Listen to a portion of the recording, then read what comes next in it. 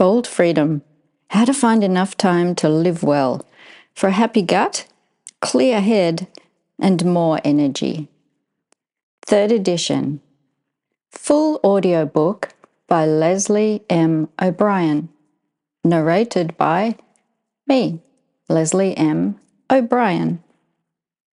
This audiobook is freely shared with love by me, Lesley, the maker of Southwest Tasmania candles.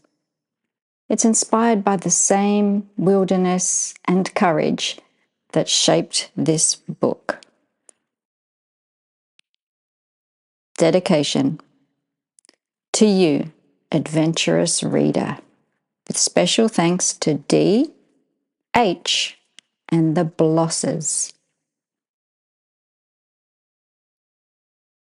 Until one is committed, there is hesitancy, the chance to draw back. Concerning all acts of initiative and creation, there is one elementary truth, that ignorance of which kills countless ideas and splendid plans. That the moment one definitely commits oneself, then providence moves too. All sorts of things occur to help one that would never have otherwise occurred. A whole stream of events issues from the decision, raising in one's favour all manner of unforeseen incidents and meetings and material assistance which no man could have dreamed would have come his way. Whatever you can do or dream you can do, begin it. Boldness has genius, power, and magic in it. Begin it now. Wolfgang von Goethe.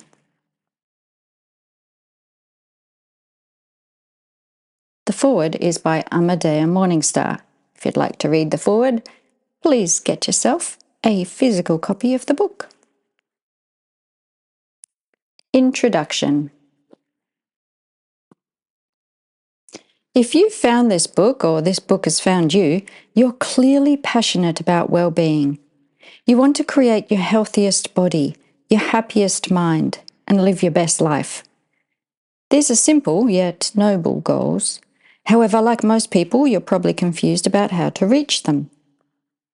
With the huge number of resources available, it's easy to feel overwhelmed when it comes to health. You can read, watch, and listen to hours of content, but nothing ever seems to stick. How many times have you implemented a plan but forgotten to track your progress? Or tried to follow a wellness program which just didn't suit your lifestyle? Perhaps you suffer from shiny object syndrome, a common phenomenon in our modern world. When your body's sick and flaring up, it's tempting to follow the latest trend. But putting out spot fires is exhausting, and it rarely leads to long-term results. The good news is there is a way to optimize your body and nourish your soul. It's effective, flexible, and easy to follow. In fact, you already know what to do. You see, there are 2 key ingredients in the recipe for well-being: intuition and consistency. Regardless of where you're currently at, I believe you know what your body needs.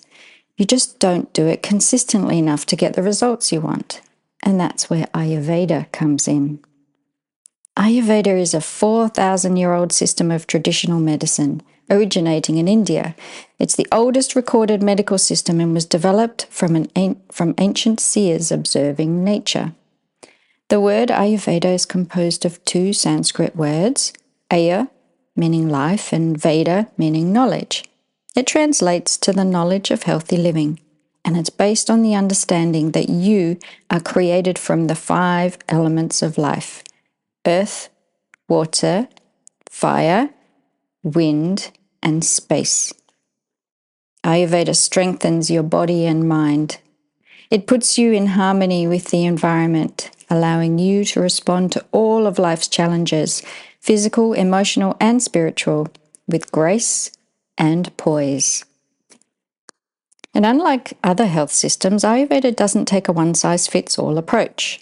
The guiding principles of Ayurveda work best when they're tailored to you individually. Ayurveda is adaptable and pragmatic, which is one of the many reasons why it's still used today in hundreds of hospitals and clinics around the world. Ayurveda starts with you, and if you're looking for a simple, effective solution to well-being, start with Ayurveda. When you take the Ayurvedic approach, you'll notice how easy it becomes to manage your health, prevent illness, and increase your energy. Because Ayurveda understands that the foundational principles of healthy living need to adjust with the natural rhythms of the seasons and individuals. It allows space for creativity and opportunities to arise. Imagine having a system that empowers you and fits your lifestyle, one that allows you to take control of your health without following the latest fads or spending a fortune on superfoods.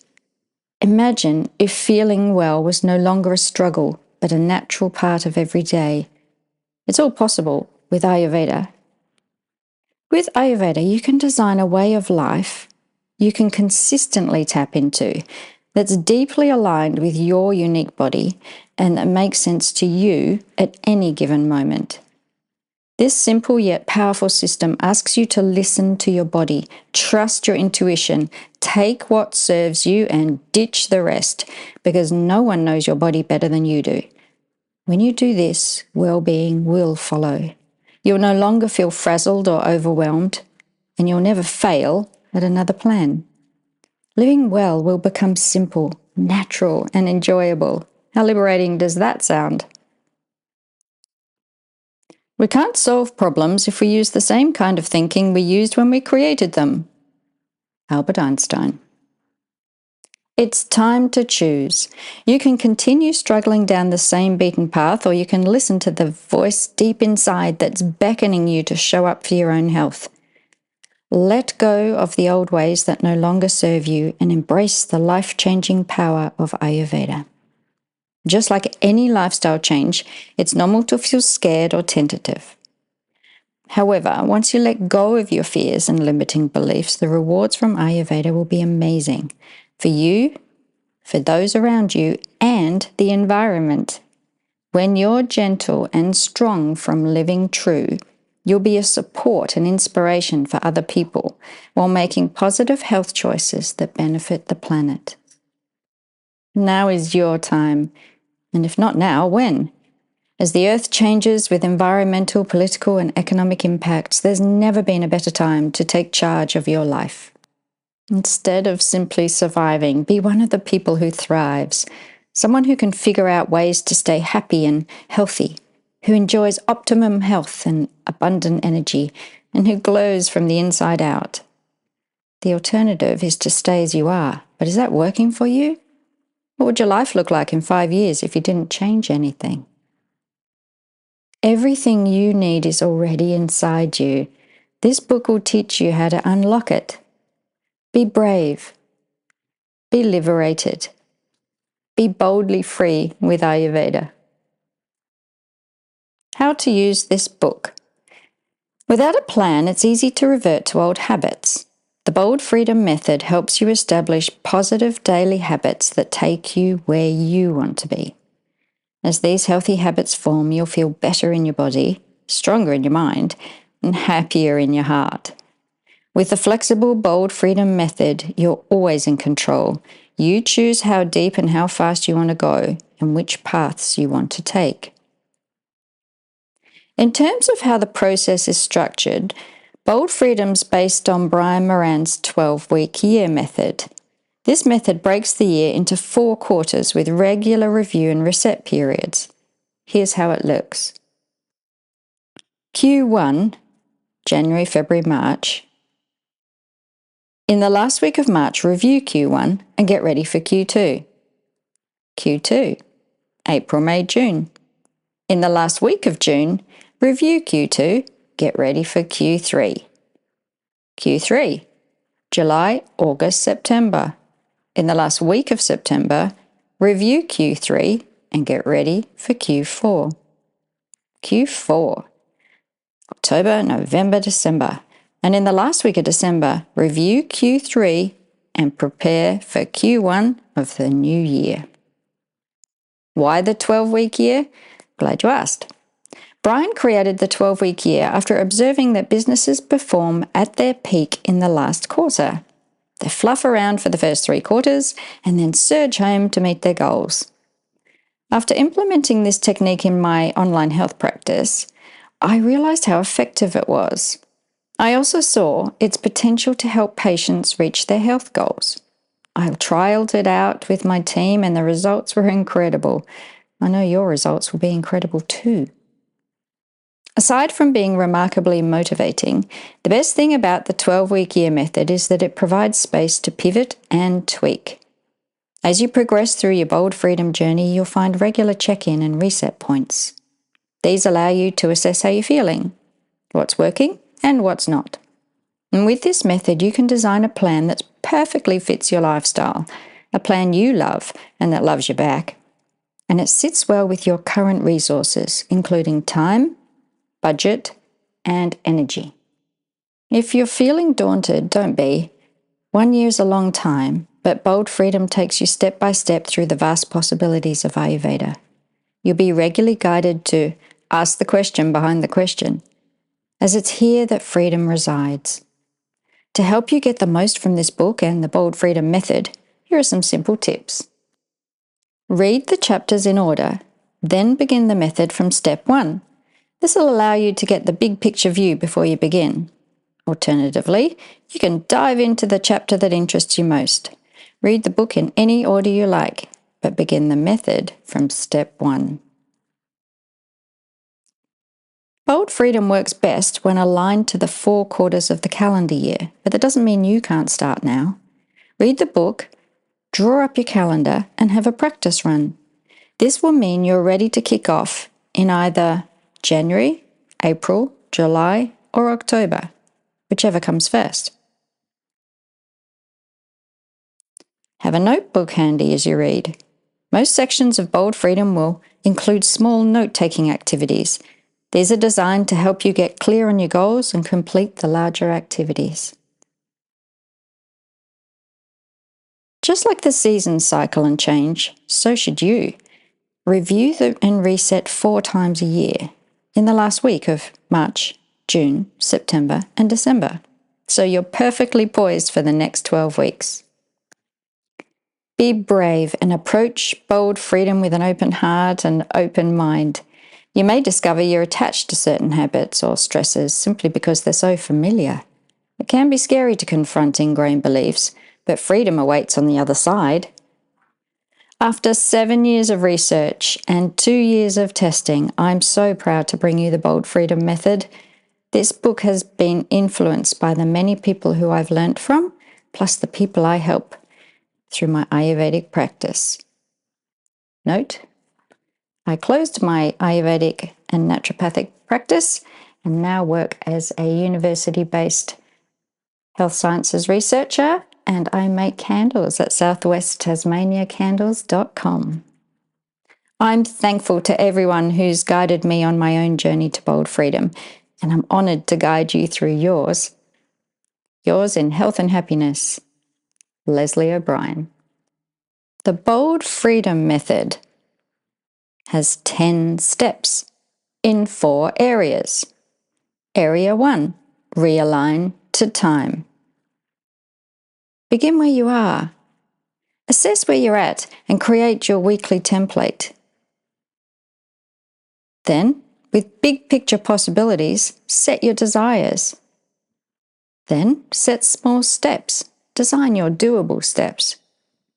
Then, make time for action and schedule your time. Area 2, reset the scene. Set that scene. Even move the furniture. Align your relationships. Review your relationships. Area 4, know how your body works. Clear blocks. Any blocks. And also improve your Agni. More about that later. It's the daily way. Area 4, enjoy the practice. This is all about changing direction and troubleshooting and sharing what you have. Reflect and know. And then rinse and repeat. Section 1. Realign to time. Begin where you are. Time will start to bend in your favor as soon as you focus on living your truth. Have you ever sat down and mapped out your time before beginning to pave the way ahead? Too many times we launch into action hoping to reach an outcome sooner. But failing to plan is planning to fail. Shortcuts simply don't lead to success. Plus, living life on fast forward in a perpetual state of stress wreaks havoc with your body and mind. This chapter is all about slowing down and taking time to plan for success. It's about getting clear on what you really want, then designing a blueprint to get you there. And not a one-size-fits-all blueprint, one that's created just for you, that works with your time and resources. Just like there are many treatments for an upset gut, there are many ways to create a plan. However, to ensure you experience great results, your plan should include these key components: a clear starting point, your true why or motivation. You've got to dig deep for this one. The current resources you have at your disposal, areas that may need support, including how and where you'll get it, and troubleshooting solutions for off days. Bold Freedom ensures you tick all these boxes, giving you the best possible chance of success. This is a 12-month journey, but you only need to take things one day at a time. After all, life's busy. It's so easy to get caught up in mundane activities that time becomes a dull blur. Bold Freedom recognizes this. It also recognizes that when you're in a blurry state, old habits take over. This book will teach you how to slow down, keep focused, and stay in the present moment so you don't bounce back to default mode. One thing to remember as you go through this journey is that you're in control. Regardless of what's going on in your life, there are always choices. You can usually choose what you eat, how you move your body, and what you give attention to. Some days will be harder than others, there's no doubt about that. But when these days strike, perspective, gratitude, and a great attitude will get you through. You'll be surprised at how adaptable you can be when you truly commit and consistently show up. Think about how others adapt. For some people, the only choice is survival and the attitude they bring to it. When I lived in Asia, I mingled with the locals, learnt the languages, and made friends. I committed to this new environment. I chose to immerse myself in the culture. Every day, I made the effort to show up, even when it was challenging. Instead of feeling isolated and overwhelmed, I had an absolute ball. Bold Freedom asks you to commit to a new way of living. It asks you to choose health and happiness. It also asks you to be selfish because this journey is about you. How many times have you said, "The office needs me," or "The family needs me," as if they wouldn't manage without you? Believe it or not, the way to assume real health is to fill your own cup first. Make time and space for things you love. Only when you're healthy and happy is when you can share your unique gifts with the world. At first, it might feel a little indulgent, but trust that it's true kindness in action. When you choose to live in a way that nourishes your soul, life's possibilities are endless. Time on earth is finite, so give each day the attention it deserves. When you direct your energy to the right places, you'll be amazed at how the universe responds. You'll soon find yourself with more time and energy to do things you love because that's what you're focusing on. This enjoyment is essential in your journey of well-being. The concentration sector of your brain is situated right near the pleasure center, so the happier you are, the more motivated you'll be. Plus, when you make time to do things that make your heart sing, everything else seems a little bit easier. You begin to approach mundane life activities with a sense of calmness and gratitude. Tasks like cleaning or grocery shopping become enjoyable because you know those things keep your space and body well. And because you've made time somewhere else in your day to do something important, even when things are imposed on you, like a work deadline or family emergency, you'll learn to accept them with grace and ease as you implement the bold freedom method. Things you may have seen as a burden will become just stuff, and life will become a delightful game. Gratitude will replace resentment. Imagine how freeing that could feel. This gratitude, when it comes, will come without judgment or strings attached. Think about what sometimes happens when you actively try to do gratitude. Have you ever criticized someone for being ungrateful when they complain about something small? We're all guilty of this behavior, but it doesn't help our own gratitude practice. Instead, it keeps us comparing ourselves to others, disconnects us from our community, and forces us to look outward rather than reflect inward. Just like Ayurveda, gratitude begins with you. As you move through this book, you'll become more in tune with your inner self. You'll learn to face your own challenges and make them easeful, no matter how confronting they seem. Then, when you observe others, you'll be more accepting of their story. It'll be easier to offer a listening ear without having to say a word. Again, this is kindness in action. Perspective, gratitude, and a positive attitude are your tickets to bold freedom. But of course, there'll be roadblocks along the way. As you plan and implement the bold freedom method, you're bound to bump into some old friends like fear, impatience, and procrastination. Allow them to visit, sit with them. You might even spend some time entertaining them. But the conversation will be much different to what it's been in the past. Instead of succumbing to negative feelings, you'll actually notice them and be better prepared to send them on their merry way. If you can, find new friends to support you on your journey. The common trait of successful people is that they surround themselves with like-minded people. The more you have that support, the faster you'll reach your destination, and the more fun you'll have along the way.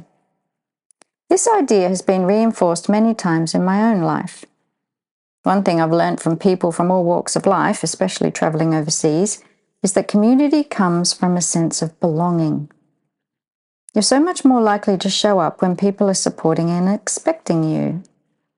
Now, with that in mind, why not ask a family member, friend, or colleague to join you on your journey to bold freedom? Your plans and goals will be different, but you'll face similar challenges along the way. If you're called to travel the road alone, that's absolutely fine, but you'll need to be your own best friend. Now, that means acknowledging where you are now and treating yourself with kindness and compassion. Accept your current state, no matter how dire it seems. Embrace it. Every step you take will bring you closer to bold freedom. The important thing is that you begin. So let's begin right now by looking at where you're at. Step 1. Assess where you're at. Think about each of the areas below and write down how you feel. Do you feel fine, or is there room for improvement? Do you feel lacking or blocked in any way? Your environment. This is the element of ether manifesting. Everything happens in space. Your time, closely related to the element of air and your own life-giving breath. Your energy. This correlates with your life's purpose and is linked to the element of fire. Your abilities. Do you flow through life with clarity and ease like the element of water? Your finances. Your body and the element of earth reside around this stable area. Energy can come from any of these resources, but the aim is to keep them all balanced. If you feel lacking in time, take a few deep breaths and focus on air. Similarly, if you're struggling with low energy, it could be because you're not following your intuition. Where's your nervous system at now? Did you note that you feel blocked in your environment? Recognize what that means for you. It could be something relational, or simply that there's not enough physical space in your living room. No matter where you're at, congratulations for being brave. Taking stock of your current situation is the first step to bold freedom. There's no need to worry about what you should be doing or where you think you've gone wrong. It's fine to acknowledge that something's hard or that some things need to change, but try not to dwell on the negative. Instead, think about how you'd prefer things to look. Where would you like to be 1 year from now? What resources do you have already, and what do you need to move forward? Once you have a clear goal and vision, you can work backwards to create a plan. We'll start that with step 2. For now, all you need to know is that you're perfectly lovely, just as you are. Step 2, create your weekly template. Have you ever noticed how you add to your stress by searching frantically for the latest learnings and treatments? There are millions of resources on the market, but the best investment you can make is trust your own ability. When it comes to nourishing your body, you know what to do. You just need to do it consistently. In a moment, you'll use your calendar to look more closely at where you're at. The aim is to find out how you spend your time. Assess your current habits and make space for new ones. As you go through this exercise, you'll likely discover you have a lot of resources you can tap into. You may find you have more spare time than you think. Or maybe you won't. Either way, it will be glaringly obvious when you see it in black and white. And whatever time you have available, rest assured, we can work around it. That's the beauty of the Bold Freedom method. Let's dive right in. Get a hard copy weekly calendar. You can print out a weekly calendar or draw one up on a sheet of paper. An offline calendar is preferable to an online calendar for setting goals. In fact, when you physically write down your goals on paper, you're 10 times more likely to follow through. I learned this during an allied health coaching session conducted by psychologists. In their studies, they found most patients failed to follow through on practitioners' recommendations unless they were written down. These patients knew exactly what to do, but they failed to plan, so they planned to fail. Grab your calendar now. Add in essential commitments. So create blocks in your calendar for non-negotiable things in your week. If your work hours are 9 a.m. to 5 p.m., Monday to Friday, block that time out. Do the same with all other commitments like school, uni, or appointments. Do this for the entire week. What you're creating here is a weekly template, as well as identifying your available time. This exercise is a perfect opportunity for self-reflection. If you're blocking out large chunks of time for work, ask yourself, what are you really working for? Is it money? If so, that's great. Is it because you love your job? That's brilliant too. Understanding the why behind what you do is a big part of this process. Add in everything else. Now block out time for everything else you usually do in your week. Perhaps you go to the gym every morning, walk the dog, or call your mum. You might have a ritual of cleaning your car every Saturday morning, or doing the groceries on Wednesday night. Include everything you can think of, including time for daily meals. And remember to leave some white space. The last thing you want is to be flying from one activity to another without a second to spare in between. I recommend leaving a minimum of 5 minutes between each task, a little more if you have time. Take a good hard look at your habits. Do you notice any trends? You may have plenty of healthy habits, but there's likely room for improvement too. When you look at the breakdown of your week, you might notice how one bad habit can lead to another. For example, you may let your morning routine of exercise slip when you don't allow enough time in the day. Then because you're so stretched, you eat your evening meal late. You sleep poorly and wake up the next day feeling tired and heavy. You then skip your workout the following day because you don't have the energy. And on the story goes. If you notice patterns like this, write them down in your notepad. Congratulations! You've completed your first weekly template. Well done for staring time in the face. If you've never done something like this before, you might be shocked by the results, for better or worse. Seeing your week in black and white might be confronting, but ignorance doesn't equal bliss. In Bold Freedom, knowledge is power, and you've empowered yourself with the knowledge to move forward. Plus, behavioural science shows that 40% of what we do is determined by habit. Once you replace unhealthy habits with healthy ones, you'll put your well-being on autopilot. Make a note. If you're feeling really overwhelmed, grab another piece of paper and write down your emotions. Don't be hard on yourself. Remember, to break through, you have to break down. Things will change when you do. Pledge to make your health and happiness a priority from this day forward. Trust that this process takes practice and give yourself time to grow. Wherever you are right now is exactly where you're supposed to be. In the following chapters, you'll set your goals and create a personalized plan of attack. You can read ahead about what's to come, but there's no need to take action just yet. Your only job at this moment is to hold space for change to begin. Lean into this transformative process. The future looks delightfully bright. Self-care tip you can try today: a life-giving lunch. The gut and the head are closely connected. If you want to have a clear mind and sharp senses, eat the elements of life at lunchtime. How does your lunch feel, look, and taste? Does it contain the elements of air, mostly water, and some substance? Is it warm and made of whole foods? Eating clean, nutrient-dense food is easier on your entire system, especially your digestive system.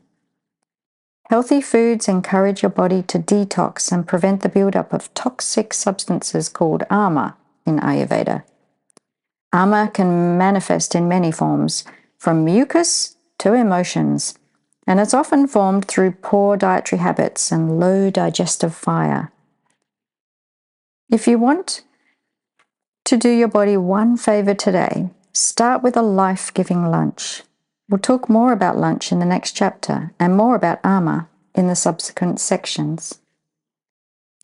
Big picture possibilities. The definition of success is different for everyone. In this chapter, you'll get clear on what success looks like to you. You may think you already know, but be prepared to surprise yourself. Sometimes what you think you want is much different to what you really want. Get ready to go deep. For many people, a helpful way to think about success is in terms of flow and integrity. Think about how many different roles you play in your week. You could be a parent, worker, athlete, friend, shopper, cleaner, cook, artist, or patient, and anything in between. Success doesn't depend on how many hours you spend in these roles, but rather how seamlessly you flow between them.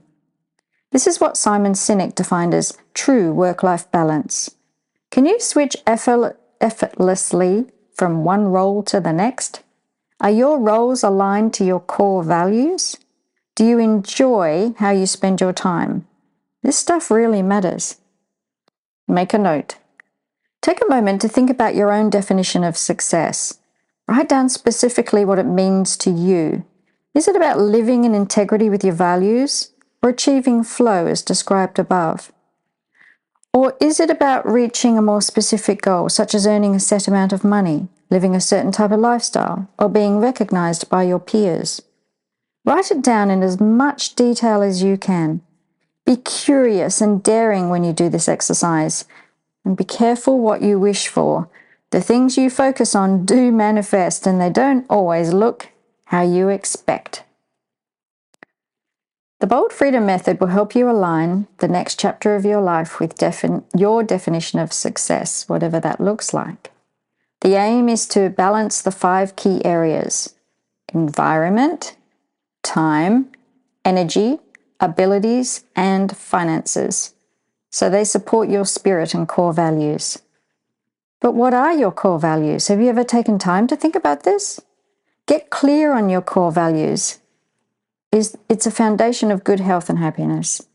And when you know what your priorities are, you can focus on giving them more attention and ignore the things that aren't as important.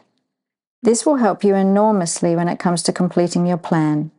Let's do it right now. Make a note. Create a list of your priorities. What's your number one priority? The most important thing in your life? Is it providing for your family? Your status at work? Money? Spending time with friends? Keeping fit? List your top 10 priorities in order. There's no right or wrong answer. Everyone's list will look different. Seeing your priorities on paper will not only help you make the most of your time and energy, it will help you understand where your values come from. Why do you think the way you do? What circumstances have made you the delightfully unique person you've grown to become? Which thoughts, factors, and beliefs have shaped your journey? Are they still serving you?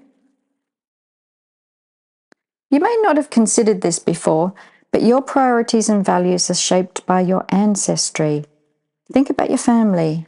What traits, experiences, and struggles stand out? Did your father or mother experience any trauma in their lives? Did your grandparents suffer through famine or war? Was there a significant tragedy or loss in your family?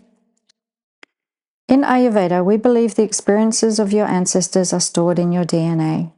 Emotions are captured in cell memory and passed down through generations.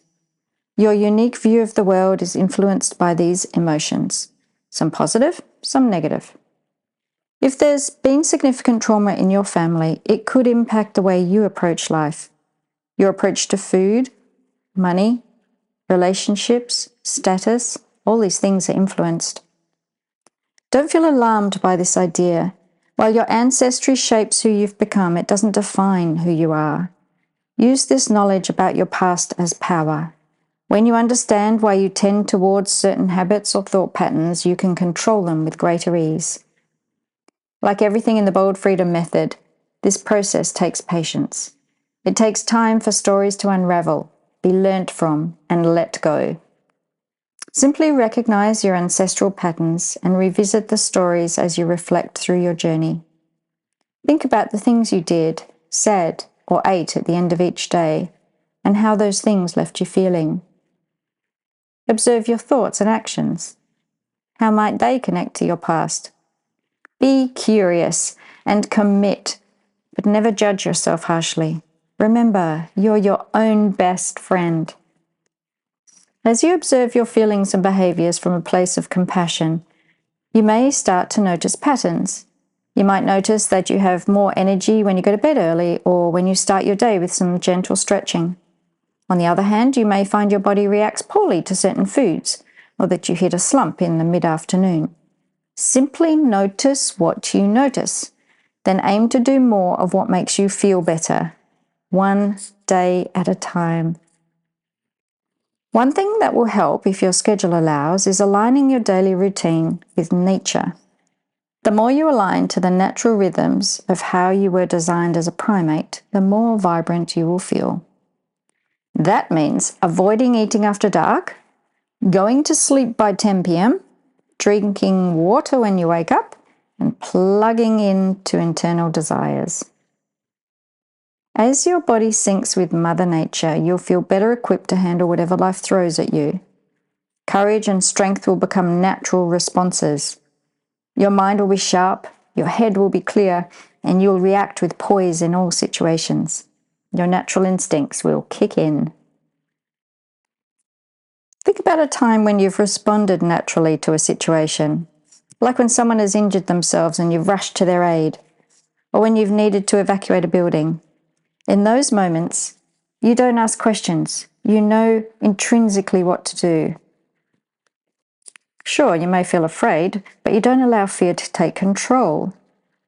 Now think about what could happen in those situations if you did let fear take the wheel.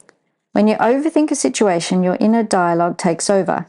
This disrupts your natural heart-head response. You operate from a place of fear, which is where confusion, overwhelm, and poor choices creep in. Fear is an instinct designed to protect you. It has a very important role, but only when you really need it. If you're operating on fear, your body gets confused about the messages it's receiving. Your nervous system becomes stressed and frazzled, and it's impossible to think clearly. Think about your well-being journey. Have you been operating out of fear? Bouncing from one fad to the next, desperately seeking a magic solution? If so, your fear response could be a natural part of your DNA. Accept that it's part of your history, but it doesn't have to be part of your future. Provided you show up for this journey, your future looks incredibly bright. Bold Freedom will teach you how to tap into your intuition, override thoughts and habits that no longer serve you, and approach life with grace and ease. Using the flexible principles of Ayurveda, you'll map out a plan that's perfectly aligned to your values and priorities. So when you achieve success, it will look exactly how you imagined, or better. But first, 2 quick tips to settle your nervous system and get you firing on all the right cylinders. Self-care tip you can try today: a nighttime routine. How well do you prepare for a good night's sleep? Are you guilty of scrolling through your phone or watching TV in bed? A nighttime routine is so important to help your body heal. By reducing the stimulation through your eyes, ears, nose, and taste buds, your mind can focus on inward processes, like preparing to repair and cleanse your body naturally while you sleep. Try this nighttime routine and see how you feel the next day. Begin winding down around 8:30 p.m. First, turn off all devices and screens and dim the lights.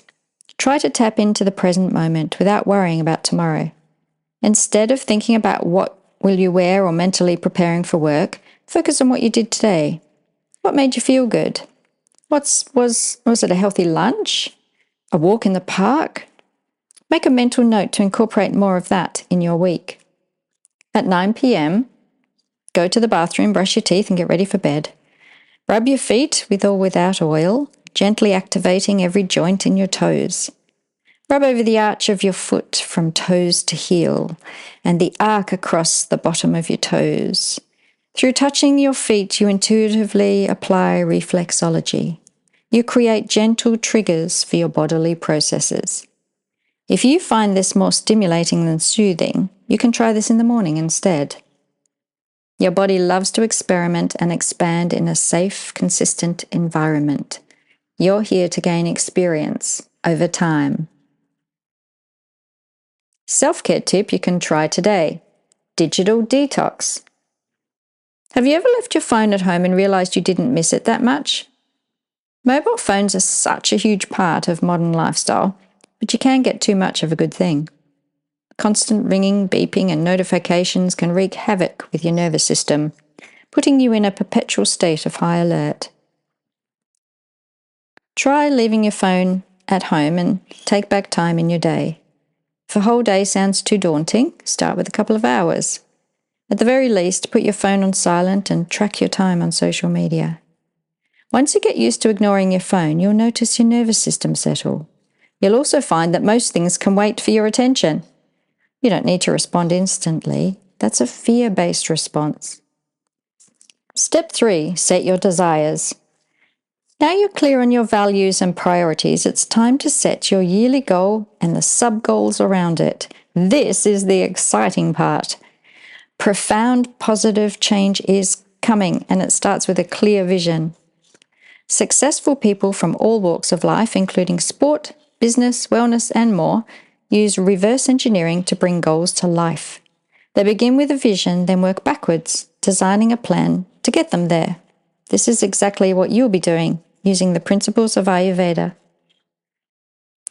Unlike some goal-setting tools that don't account for your individual lifestyle, like the fact you have a day job or you lack skills and resources to get started, Bold Freedom begins wherever you are.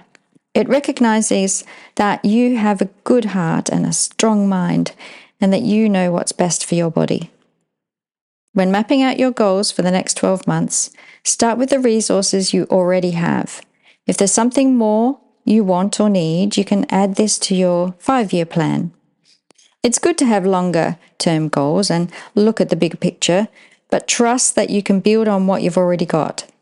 Your resources, whatever they are sufficient and abundant. In the same way, you don't need to have everything right now. You don't need to do everything right now. Sometimes the smallest steps lead to the biggest change, and every step in the Bold Freedom method is a bridge to something bigger. So if you need to take some baby steps towards one giant leap, give yourself permission to do that. Say, for example, you want to start a music career. You may need to get a day job to pay for music lessons or purchase an instrument. Great things take time to develop. However, when you have a plan that's based on passion, success is almost a certainty. Of course, you'll want to reach the destination, but you also want to enjoy the journey, right? Let's begin setting your goals. 1. Write down all your SMART goals. Include everything you want to achieve within the next 12 months in as much detail as possible. Include as many goals as you like, but make sure they're SMART goals.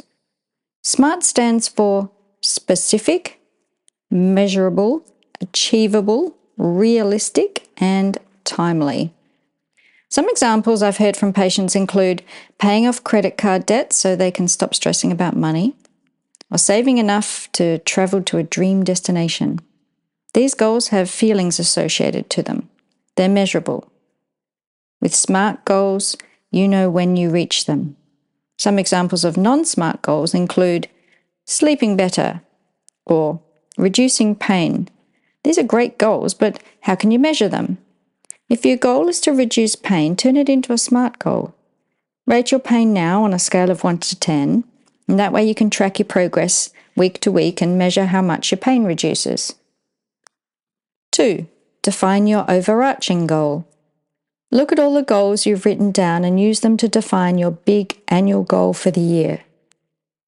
What's the one feeling or big thing you want to accomplish in the next 12 months? This goal will probably be related to a feeling of wellness or health. This is your deepest desire. An example might be to love and accept yourself unconditionally, or to let go of past experiences. By simply honoring and writing your deepest desire down, you already begin to make it real. If 12 months feels too far away, it's okay to shorten the time. You might choose your birthday or New Year's Day. 3. Get clear on your why. Why do you want to achieve this goal? Why is it so important? This requires some deep digging. You may need to ask why many times before you uncover the real answer. Here's an example of how this might sound. Why do I want to lose weight? So I can fit into smaller clothes. Why do I want to fit into smaller clothes? So I can feel more confident. Why do I want to feel more confident? So I can feel happier in myself. Why do I want to feel happier in myself? So I can be a better parent to my children. Bingo! In this example, weight loss is the goal, but being a better parent is the why. Try it and see how you go. 4. Visualize achieving your goal. Imagine how your life will be when your goal becomes a reality. How will you feel? What will life look like? What exactly will change? Write down words that signify this in as much detail as possible. 5. Break your big goal into sub-goals. The kindest thing you can do for yourself and those around you is to work gradually at your own pace. Breaking big goals down into smaller chunks makes them much more achievable. Let's do that now. Take your big overarching goal and split it into sub-goals. For example, using the weight loss example described above, a 20-kilo weight loss goal could be broken down into 4 5-kilo sub-goals. 6. Review to do no harm. Even though goal setting is an individual process, it's connected to the world at large. If you honestly tap into your heart's desires, the goals you set will be well-intentioned. They will have a shared spirit of goodness, and they will not hurt or inconvenience others. Take a few minutes to review your plan to ensure it will do no harm. If you feel any disconnect between your head and your heart, make the necessary adjustments. Remember, you attract the energy you put out into the world. You want it to be positive. 7. Create a wish list of rewards. An important part of bold freedom is celebrating your success along the way. Think about how you'll reward yourself when you reach your sub-goals and milestones. Will you indulge with a relaxing massage or natural therapy? A date night? A yummy block of organic chocolate? There are so many ways to add to your bank of immunity and make your body feel good. Write down some ideas. 8. Optional step. Repeat the process for your business or family. If you'd like to create a plan for your business or family goals, simply repeat the process above. Bold freedom works for all types of entities, but the most important one is you. Well done for setting your goals. It's not as easy as it sounds. But you now have a clear vision. You can start bringing it to life. In the next section, we'll make your goals even more achievable by designing doable steps. This includes practical tips and examples of how to incorporate Ayurvedic principles and the bold freedom method into every day. Have your notebook and calendar handy. Authenticity is the daily practice of letting go of who we think we were supposed to be and embracing who we are. Brené Brown. Design doable steps. We need a method to create new habits so we don't default to old ones. One key to achieving big goals is to enjoy the process. Your headspace needs to be right so you can reach for the stars feeling happy and healthy. The space you see on your calendar directly relates to your headspace. A clear calendar equals a clearer mind. It allows you more time to ponder, make decisions, and remain in your personal zone of genius. Think about the most successful people you know, people who excel in their chosen field. They don't overcrowd their day with stuff. They outsource, delegate, and get rid of the things that they really don't need. You may not have the luxury of delegating, but you always have room to move. At the very least, you have time to pause. Have you ever noticed the faster you try to get things done, the faster the tasks flood in? Things don't stop until you do.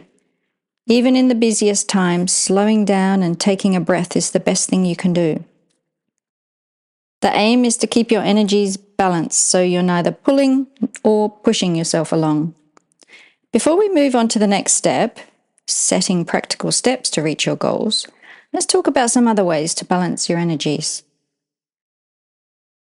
One of the most powerful ways is to nourish your body with healthy foods. The food choices you make not only affect how you feel, but how your mind functions. Eating clean, light, nutritious foods keeps your gut happy and your mind sharp. It's a win-win situation. To get the most from your daily meals, focus first on your lunch. In Ayurveda, lunch is prioritized as the largest meal of the day. This is because your digestive ability, called Agni, is at its peak. As primates, our bile is designed to be optimal when the sun is high, around midday. If a large lunch doesn't work for you, you're already off to a great start. If it does work for you. But don't despair if it doesn't fit. Everyone's different.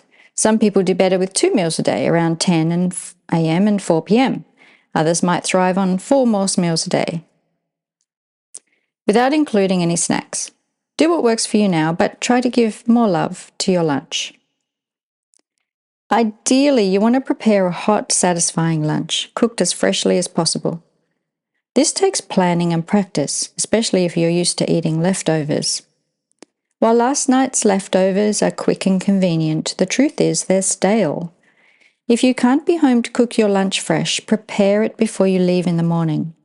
While you're doing your morning prep, you could even pop some chopped veggies in the slow cooker ready for a stew tonight. Suddenly, preparing your lunch in the morning has saved you precious time tonight. Efficiency like this is so empowering. Another way to give lunch more love, and all your meals for that matter, is to write out a weekly meal plan. Make a list of meals and ingredients, then schedule shopping and cooking into your week. Avoid doing a big cook-up and freezing meals, because frozen meals are dead food. Yes, the freezer can snap freeze nutrients, but it dulls their life force. Plus, when preparing your food means grabbing a frozen meal, you're not being hands-on and conscious. This makes a world of difference. As to what to have for lunch, you're only limited by your imagination. How about a one-pot plant-based wonder with fresh greens on the side? The beauty of one-pot meals is that the food begins to break down as it cooks. This makes the nutrients more readily available. When you consume the food, this beautiful bioavailable goodness can nourish your tissues and give you a natural, long-lasting energy hit. When you're designing your lunch, aim for a mix of protein, carbs, healthy fats, fiber, and trace minerals. An in-season, mostly plant-based diet is a great place to start and will take care of most of your needs. If you're cooking a one-pot wonder, you could include some potatoes in your dish or add a small serve of rice. However, as a general rule, try to keep your starches low. Too much starch can make you feel heavy in body and mind. Huge carb-laden lunches are the main reason why many people suffer from the 3 p.m. slump. They've come crashing down once the quick hit of insulin and energy wears off. We've all been there before. Make a note. Go back to your weekly template and map out time to prepare your meals. When will you shop for groceries? Can you get to the local farmers market once a week or once a month? In your notebook, jot down a few meal ideas. Start with a one-pot wonder. If you've never eaten a mostly plant-based diet, don't feel intimidated. There are so many possibilities to delight your palate and make your taste buds dance. In Ayurveda, we keep things simple with the 6 tastes: sweet, sour, salty, bitter, astringent, think tea and green apple, and pungent, think chili. The interesting part is trying to include each of these flavors in every meal. If you enjoy cooking, you'll love the balancing act. Unleash your inner master chef. If you're new to the kitchen, embrace the challenge. Approach it with a sense of fun. You'll soon see how easy it is to make delicious, healthy lunches in minutes. Once you've mastered making your lunch your main meal, you can start upgrading your other meals. Start by limiting food after dark. One of the worst things you can do for your system is burden it with a heavy dinner and big dessert. And if you really can't do without dessert in your day, make it an earlier meal, like afternoon tea. Then sip on some soup around 6 p.m. The other important thing to do is to give yourself time to rest and digest. Allow a few hours break between meals. In Old England, they enjoyed a 2-hour lunch break, and many countries around the world continue to do this.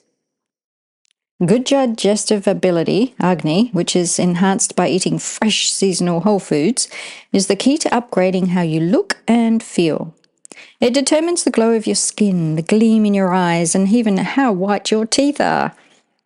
Then, of course, there's disease prevention. It's no secret that poor quality processed foods is a leading cause of life-threatening diseases. If you don't change what, when, and how you eat, you're setting yourself up for disastrous results. It won't be a case of if you get an autoimmune condition, it will be a case of when. Your body will struggle as best it can for as long as it can, giving you signals along the way. Can you already hear the signals? Are you listening?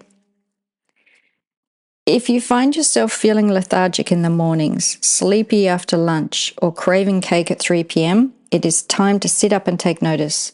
These are signs that your body has toxic residue of undigested food, the armor we referred to earlier. Armor creates congestion in the body and it disturbs your natural processes. It gets in the way of your energy flow and gives you a fuzzy head. There are many ways you can clear armor. There's a whole section on that soon. But eating a lighter, earlier dinner is a great start. Going for a walk after lunch can also help your lymph system eliminate things that aren't serving your body. Make a note. Write a list of any signals your body has been sending. How could these be related to the foods you're eating, or when you're eating them? What do you think are the main culprits affecting your health or energy? Notice how your body responds when you swap a large dinner for lunch or stop eating after dark. I bet the results will blow you away. No matter what your situation, you can fit Ayurveda into your life. The Ayurvedic food principles can be adapted to suit any individual. If you have a specific health concern, talk to your practitioner. You'd be hard-pressed not to find a practitioner who doesn't endorse a natural whole food diet. In addition to changing your diet, changing your inner dialogue is one of the most empowering changes you can make to balance your energies. Do you struggle with procrastination or lack of confidence? Do you give attention to negative thoughts? Take some time to think about why. Get to know yourself better. What makes you angry, sad, afraid, or shy? What moves you to swift action? What makes your heart sing? Don't feel limited by what people say you're capable of. Only you know your true potential, and only you have the power to unlock it. This process takes time as you learn to trust yourself. Questioning is a great tool for rising above negative self-talk.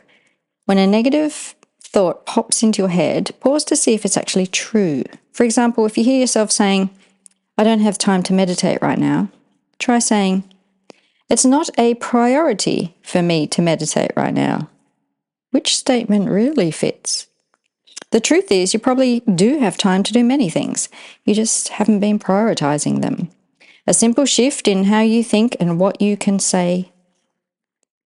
say can make all the difference. Another trick that works wonders is reframing your thoughts and words.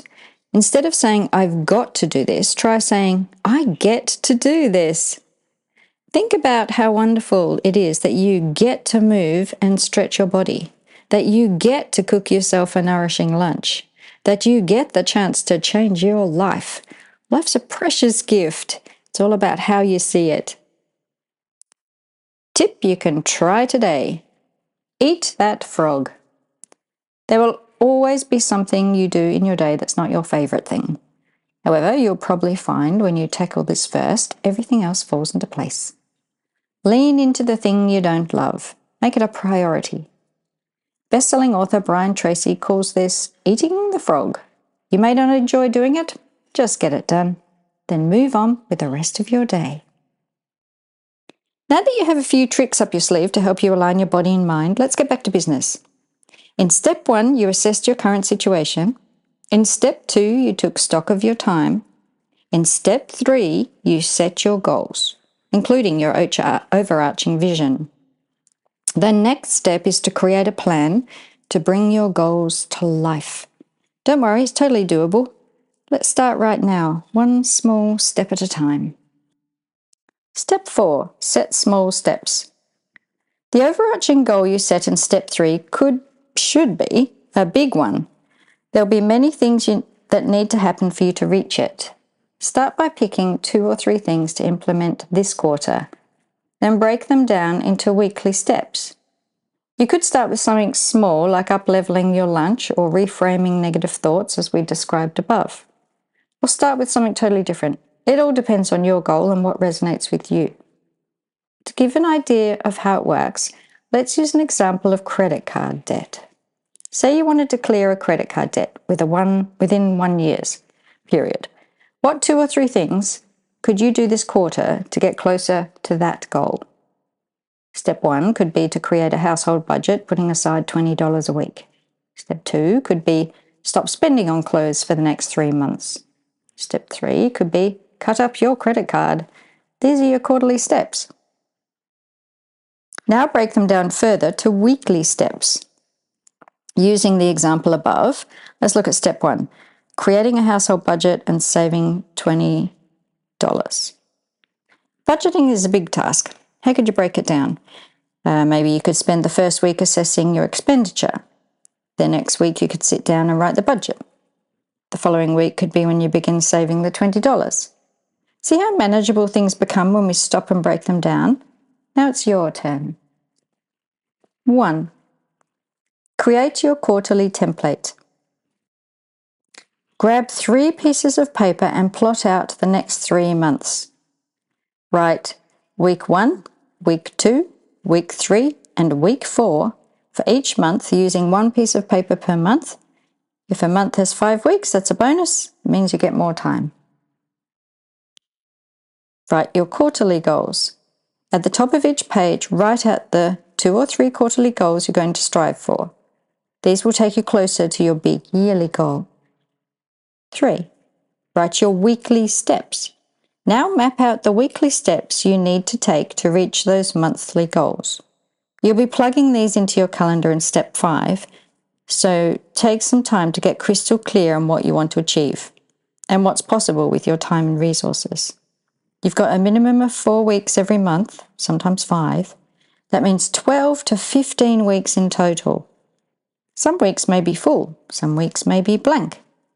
White space is your friend. When you go through this process, take your time and go into detail. You'll only be doing it once a quarter, so make it really count.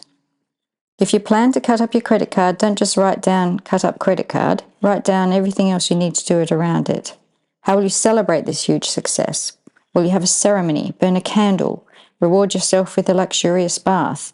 Treat these wins with the fanfare they deserve. You will have earned it. Tip you can try today. Create triggers. All habits, good and bad, are our response to triggers. Your day is full of tiny triggers that set you in motion for certain behaviours. You might experience conscious triggers, like looking at the clock and knowing it's lunchtime, but triggers are often very subtle. When you're trying to establish a new healthy habit, try aligning it with something you already do. You'll see how much easier it becomes. For example, I noticed I'm more engaged in my afternoon bike ride when I listen to a podcast that's on my to-do list. Yes, it does mean I'm not fully present with the exercise, so I don't do it all the time. But if it makes the difference between doing the bike ride or not, it's worth the compromise. Plus, as well as getting my exercise in, I've listened to the podcast that's been on my list. That's 2 boxes ticked at once. Just by anchoring these things together, the lesson here is to make things fun for you, whatever that looks like. If you want to take up a new habit like meditation, anchor it to something you already do. You might try meditating first in the morning as soon as you get out of bed. You're getting out of bed anyway, so set that as your trigger. Have your meditation cushion beside the bed so it becomes easy and automatic. There's a sense of empowerment that comes from taking charge. When you set your own boundaries and parameters, working at a pace that suits you, you'll barely notice change occurring. Before you know it, you'll be ticking off sub-goals and edging towards your big vision. You're already moving in the right direction, creating a space to step into. As you journey into this space, there are no wrong or right decisions. Bold freedom isn't about being perfect. It's about learning what's best for your unique body and circumstances and doing the best you can.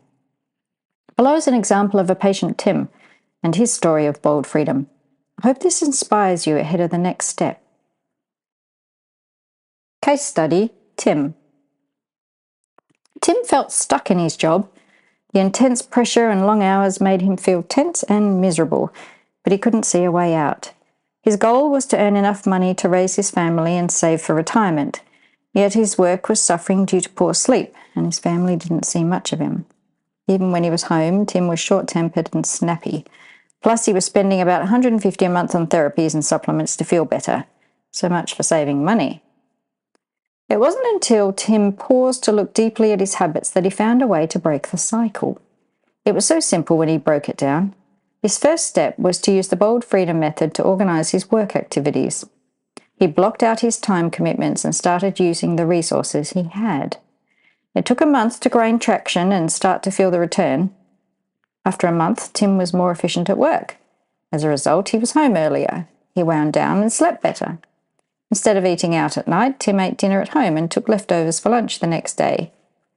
Even though leftovers aren't ideal and making a French lunch is preferred, it wasn't possible for Tim at the time, and he did the best he could without pressuring himself to be perfect. The time and energy and money Tim saved in the first 30 days was astounding to him and his family. His health and mood had improved so much he felt ready to up-level. In the next 6 months, Tim included walking his dog in his early evening routine. He no longer needed to go to the body therapist and was feeling better by himself. Tim is a perfect example of someone who reversed his trajectory from bleak to brilliant. If Tim had continued with his old habits, he would have used all his money on hospital care, treating his weary body and mind. He would have caused great worry to his family, who were his reason for working all along. Now Tim's living the life he loves. He's happy, healthy, and so is his family. It all started with him.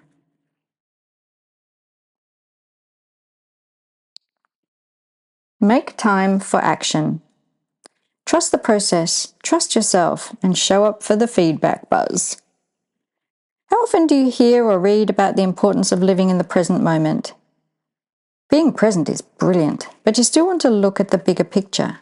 Without a vision and purpose, you'll find yourself going around in circles. However, when you surrender to a big picture goal, just like you have the previous chapters, you'll find yourself living more in the present without even needing to try.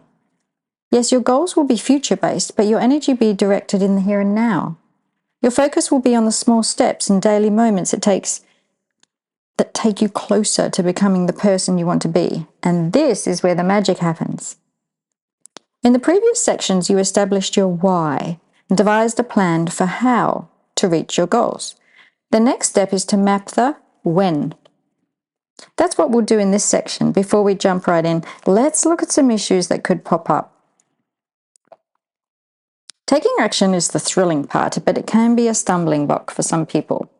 Action is where things start to get real. It forces you out of your comfort zone, and taking the first steps can be daunting. Your old friends, fear and procrastination may rear their ugly heads. No matter how tempting it might seem to stall your plans or compromise, be brave and lean into your plan. It's a slippery slope back to old thoughts and habits, especially in the first few weeks. When the going gets tough or you feel the fear, return to your why, the reason you wanted to change in the first place. And think about what's really more terrifying, changing or staying the same. Do you really want to struggle on forever with not enough time, not enough energy, and not enough money, and not enough freedom? Sure, in the short term, things may feel uncomfortable, but keeping your eyes on the bigger picture prize is ideal. The new lifestyle you've planned out will bring your body and mind into alignment, creating lasting health and happiness. Isn't that worth some slight discomfort? Another factor that might pop up is sneaky self-doubt. You've already done the groundwork by setting your goals, determining your vision, and creating doable steps. But you might start to worry about your plan. What if you've got it wrong? What if it's too hard? What if you fail? These doubts are common and normal. They're the mind's way of protecting you from failure. But don't let them stop you from getting started. If there's a voice in your head saying, "Why start when I'll probably fail anyway?" use your tools to override it. Change your inner dialogue like we described in the previous chapter. Seth Godin pragmatically states, when we say out loud, "It might not work," and we generously and consistently show up to give it a go, that's when we allow our genius, the greater voice, over our lizard brain or unrealistic fear. You may even worry about getting bored. This is also a common response. Remember, our bodies become addicted to stress. They can trick us into thinking stress is enjoyable. However, once you learn to live with ease, you'll realize how much you don't miss stressing. And what's the worst that can happen? You're in control. You'll be reviewing and resetting through the journey. There's a review period at the end of each quarter where you can pivot and tweak your plans. You don't want to deviate too much from your vision, but there's plenty of room to play around. Just start and see how you go. A final worry that may arise is how people will respond to your new lifestyle. What will your family and friends think? How will your actions impact them? Will they support you? What if you can't accommodate their needs like you've done in the past? If you're used to prioritizing others' needs, this can be a tricky one. But remember, fill your own cup first. When you're happy, healthy, and feeling your best, this will radiate through your life.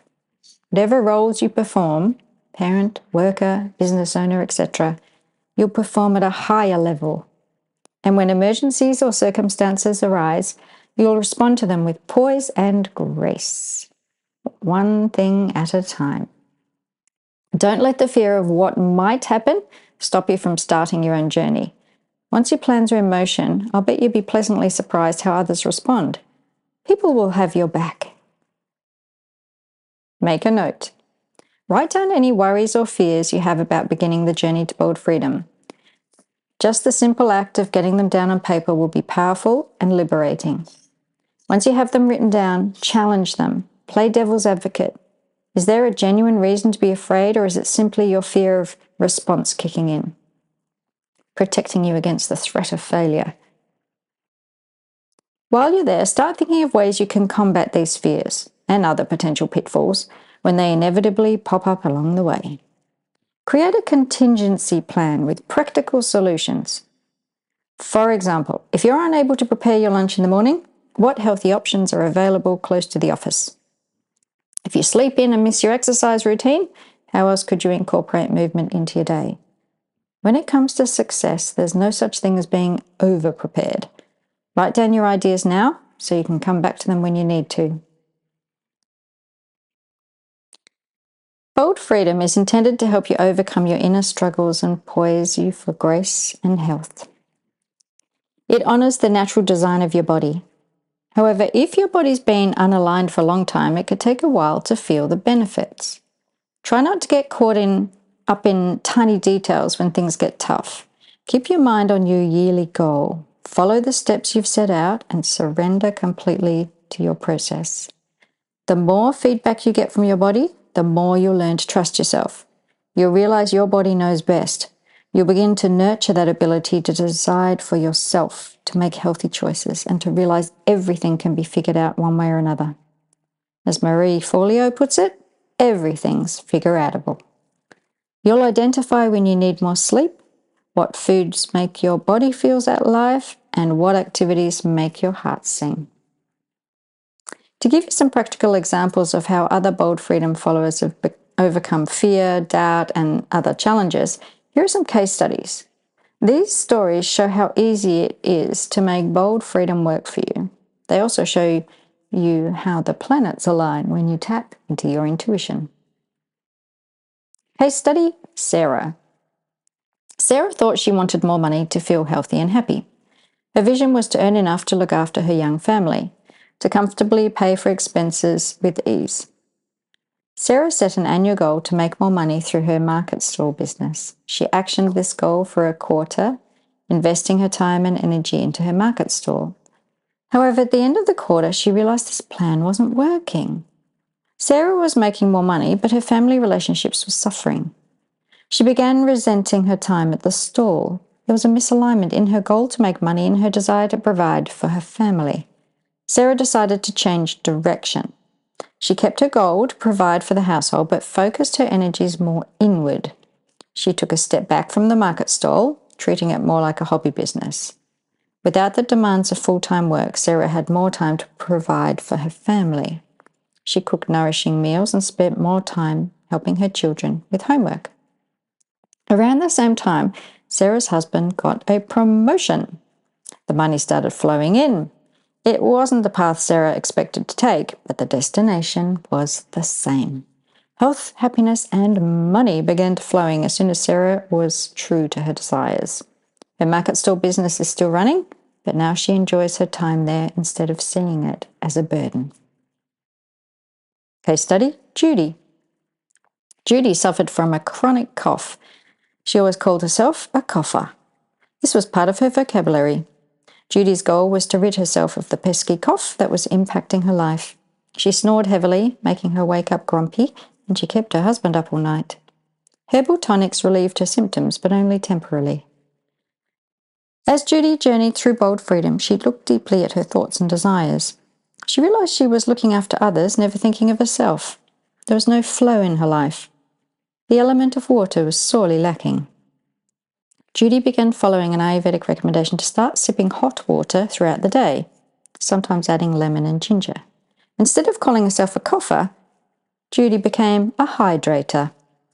She began paying more attention to her food, noticing how cold foods like ice cream triggered her cough. She also started taking time for herself, making space to read a book or go for a walk.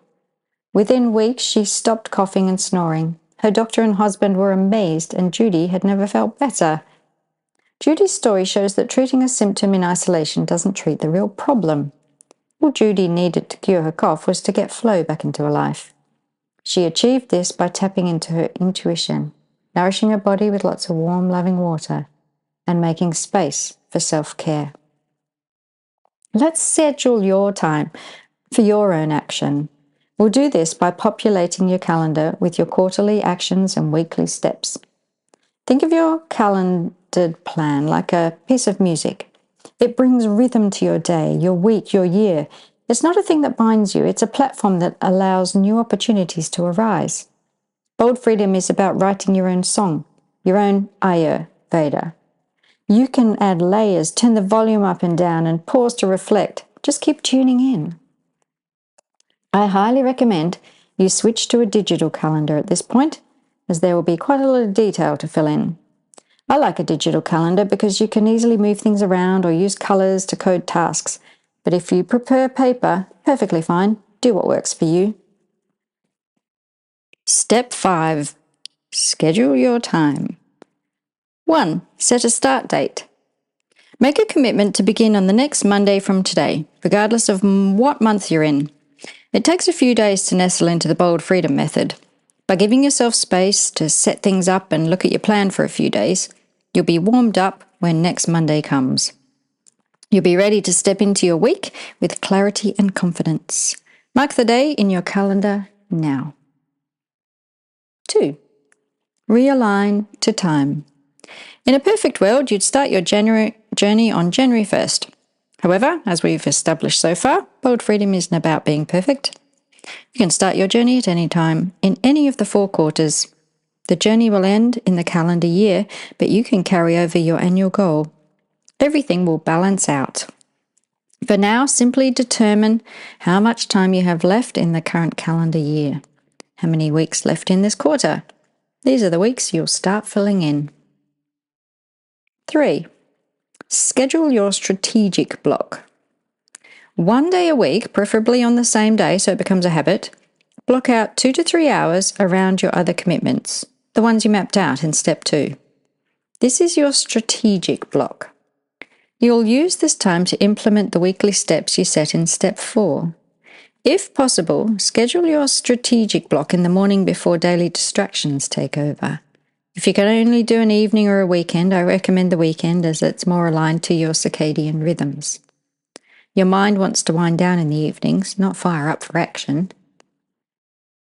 4. Make time for fun. Now give yourself a blank day, or at least half a day, purely for fun. This is your time to do anything you like. Scheduling this time is so freeing and it'll make your journey much more enjoyable. Trust that you'll reach your goals because you've dedicated time to them. You still have plenty of time for fun. 5. Check for white space. Now you have your essential commitments, strategic block, and fun built in. Check that your calendar has white space. White space allows you to shift things around and respond to changes in your plans. It's a contingency for when things pop up, like a family emergency or a special event. White space gives you the time to smoothly switch gear from one task or area in your life to another. Congratulations on making the time. See how simple it can be to find the time to live well? Have you ever heard of the saying, time expands to meet the task at hand? If you have all day to do a task, chances are you'll take all day. If you have space, you'll fill it. If you have money, you'll spend it. This is human nature. By making time to meet your goals, half the work's already done. You've made the commitment. All you need to do now is show up. Make the changes you promised you make. Your body and mind will give you feedback along the way, and that'll help the momentum going. Why not try it now? Here's a mini exercise to warm you up for the next section. Make a note. What can you do in the next hour that your body will love you for? It could be as simple as making a cup of herbal tea, stretching your body, or going outdoors.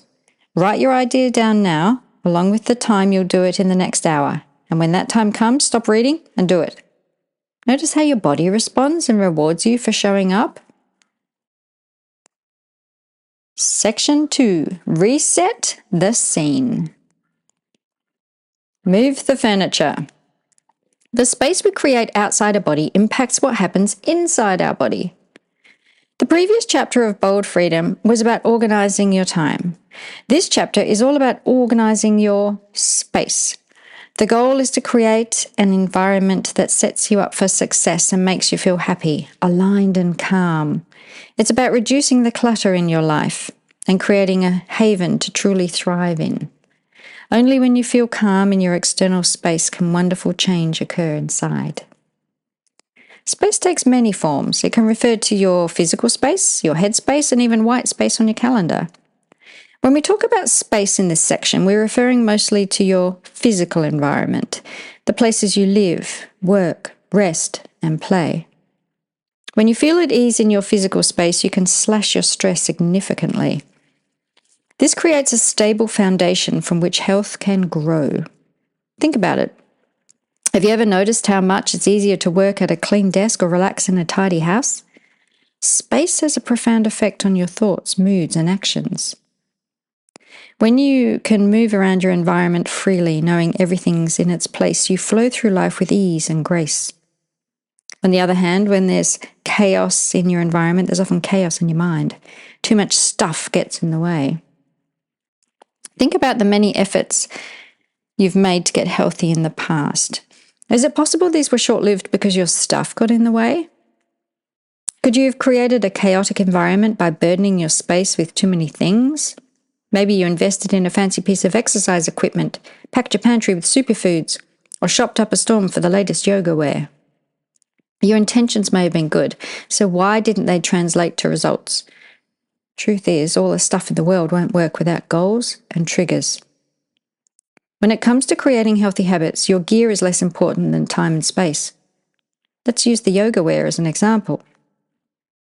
Say you buy a new yoga outfit with the good intention of practicing yoga. The outfit looks great in the shop and you feel excited to get started. You even put the outfit on when you get home. However, you never get around to doing the yoga. Why? Well, you made the effort to invest in the gear, but you didn't organize your time and space. Did you set a time to practice? Did you decide where you would practice? A local studio? At home? In the park? These decisions set the scene for action.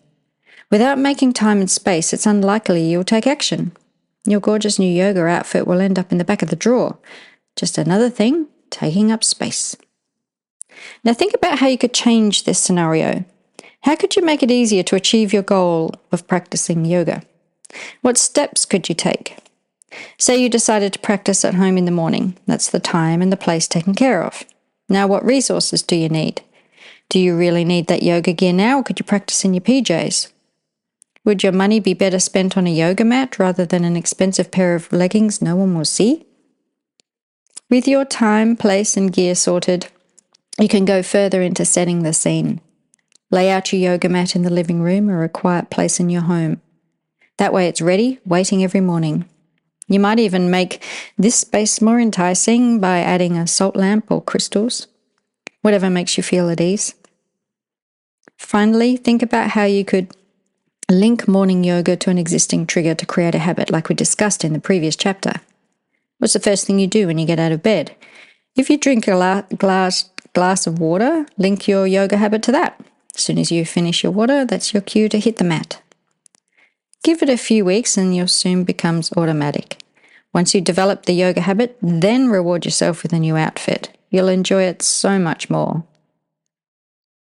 Make a note. Think about a time when you've prioritized gear over time and space.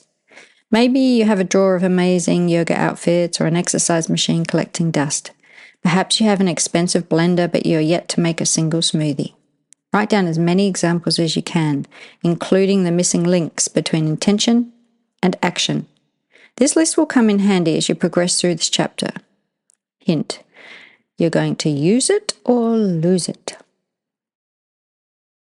Now you understand the importance of space, let's look closely at your environment. Visualize the physical spaces you spend the most time in, starting with your home. Walk through your home in your mind and picture what each room looks like. How much stuff do you really use and how much is just filling up space? You'll probably notice the big things first, like furniture and appliances, but don't forget about the smaller items. What's in your bathroom cupboard or that notorious bottom drawer? How crowded is your wardrobe, your bookshelf, your garage? The things in your space define you, so think about what they all mean. Have you chosen them personally or somehow just ended up with them? How do your things make you feel? Happy? Irritated? Indifferent? Most of all, think about how practical your things are. Do you use that chair? Do those clothes still fit? Is that cereal out of date? I bet you'll be surprised by the number of things you don't use or need. Freeing yourself from these material possessions is such an empowering thing to do. Not only does it create space in your physical environment, it creates space in your mind. Plus, you'll make room for new things and experiences. Things that you've specifically chosen that align to your values and bring joy to your life. Let me share a personal example. I recently got rid of 2 couches that were taking up space in my living room. They were beautiful couches and it wasn't easy to part with them. However, I realized that they were in the way and I'd been keeping them just in case a huge crowd of visitors popped in. When I stopped to think about it, I realized this was an unlikely scenario. Even without the couches, I'd have ample room to accommodate 4 or 5 visitors. How often would I need more seats than that? Even if I did host a party, couldn't I figure something out? Most people stand around talking anyway. Now that the couch is gone, I have an inviting open floor space to move my body. I use this space to jump on my rebounder and do my yoga practice. I also have a similar space in my bedroom just for sitting and meditation. Some people have said to me, please don't get rid of any more furniture, but the space I've created is pleasing to me. I love having a room I can move around in. It makes me feel free. Plus, it's much more practical. I look forward to doing my daily rebounder session because the space I've created makes it easy. I had to fight with furniture and feel enclosed in a crowded room. It wouldn't be as appealing. Another benefit of having this dedicated space is that it keeps my goals front of mind. Every time I see the space in the living room, I'm reminded that staying fit is one of my goals. I don't even need to have the rebounder out. Let's consider another example to illustrate what I mean. I know many who put exercise equipment in the garage so it doesn't clutter their living space. You might think this would create an out of sight, out of mind scenario, but not if you anchor it to an existing habit. Say you come in through the garage every afternoon. This could be your trigger. When you see the equipment, you're reminded of your goal to be free of back pain, get stronger, or lose weight. This is your signal to get changed and get that exercise done. Imagine how you'd feel if you passed the equipment every day and didn't show up to exercise. My guess is not great. A subtle cue, like seeing the equipment, is all it takes to create change. You can create these cues in your environment any way that works for you. Make a note. Write down one small change you could make in your home to set the scene for success. How could you link a healthy habit to an existing trigger? Can you leave your lunchbox on the bench overnight to prompt you to prepare lunch in the morning? Leave a bottle of water beside your bed to drink as soon as you wake up? Once you see how easy it is, you'll likely think of many changes. You don't need to stop at one. Step 6. Set the scene. You've now got a sense of your physical space and how to align it with your plan. The next step is to follow through with some spring cleaning. It's a process you'll do every quarter, regardless of the season. The aim is to create an environment that's in sync with your vision, that makes you feel at ease, and that's functional. If there are things in your space that make you feel stuck or irritated, now's the time to say goodbye. Not great at goodbyes? Be brave, lean in. Many people struggle with letting go, but I promise you'll feel like a weight's been lifted. And here are some tips to help you through. Set dedicated time for spring cleaning. Grab your calendar and block out time for a spring clean every quarter. You might block out a full day or half day or a couple of hours each week for a few weeks. It all depends on what you prefer, how much clutter you have, and the time you have available. Do what works for you. Just make sure to block it out. Tackle a small space first. When the time comes, start with a small space. It could be a single cupboard, drawer, corner of a room. Clear one space at a time and build up to a whole room. Then move to the next room, and so on, until you've completed the whole house. Consider starting with your clothes. One of the easiest places for some people to start is their wardrobe. Go through your wardrobe piece by piece and work out what still serves you. As Marie Kondo wonderfully poses the question, does your clothing spark joy? Does it fit? Do you still like it? If not, could you alter it or turn it into something else? If the answer is no, let it go. You could donate your unwanted clothes to charity, give them to a friend, or simply get rid of them. Do away with unwanted decorations. The next thing I recommend you tackle are ornaments and decorative items. Look at each one and decide how it makes you feel. Does it look beautiful or add color or texture? Does it make you feel good? Would it look better somewhere else? If not, why keep it? This simple act of stock taking can feel so good, even if you just lift things up and clean underneath them, then put them back down. Don't fear the furniture.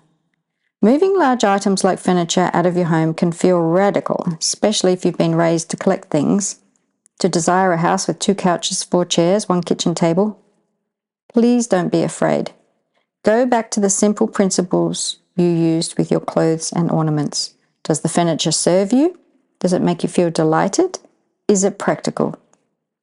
The size of the item is irrelevant. How it makes you feel and function is what really matters. Think outside the box. Be curious and creative. If you're on the fence about a certain item, think about ways you could transform it. Could you repurpose it into something else?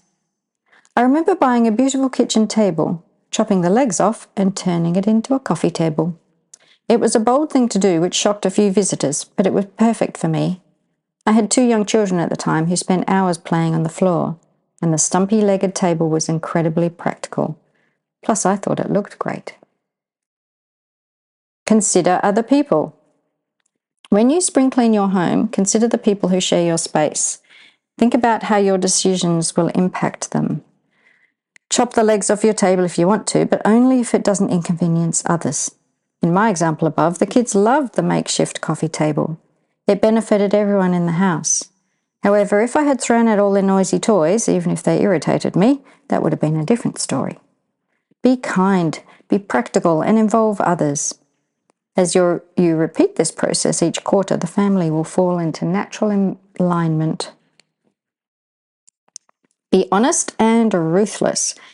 If you don't like it, don't need it, and you can't reuse it, don't be afraid to be ruthless.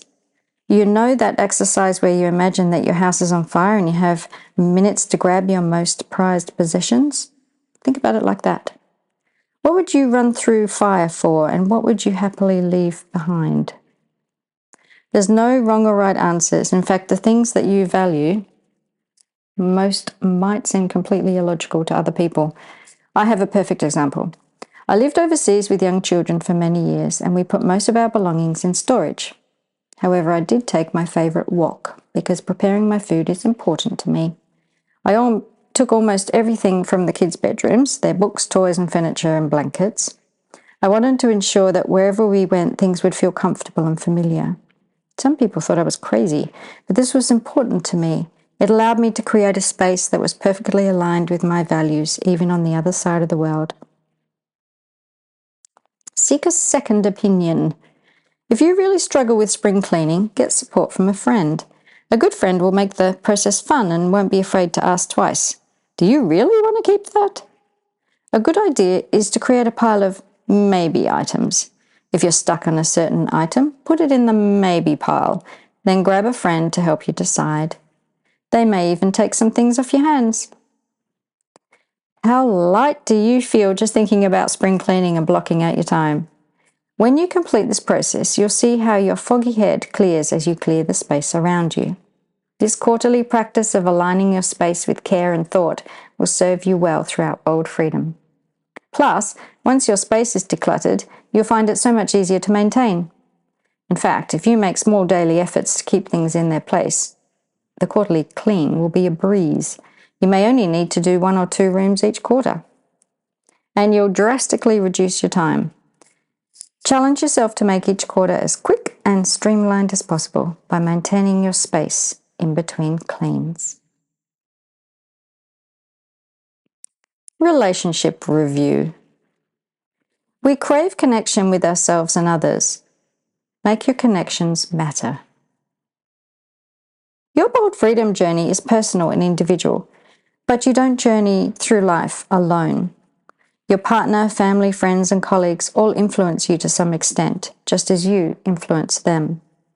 The relationships you have with other people can bring infinite joy and happiness to life. Human connections are a beautiful thing. However, they can also be harmful if you don't surround yourself with the right people. In this section, we'll explore the key relationships in your life and how to optimize them.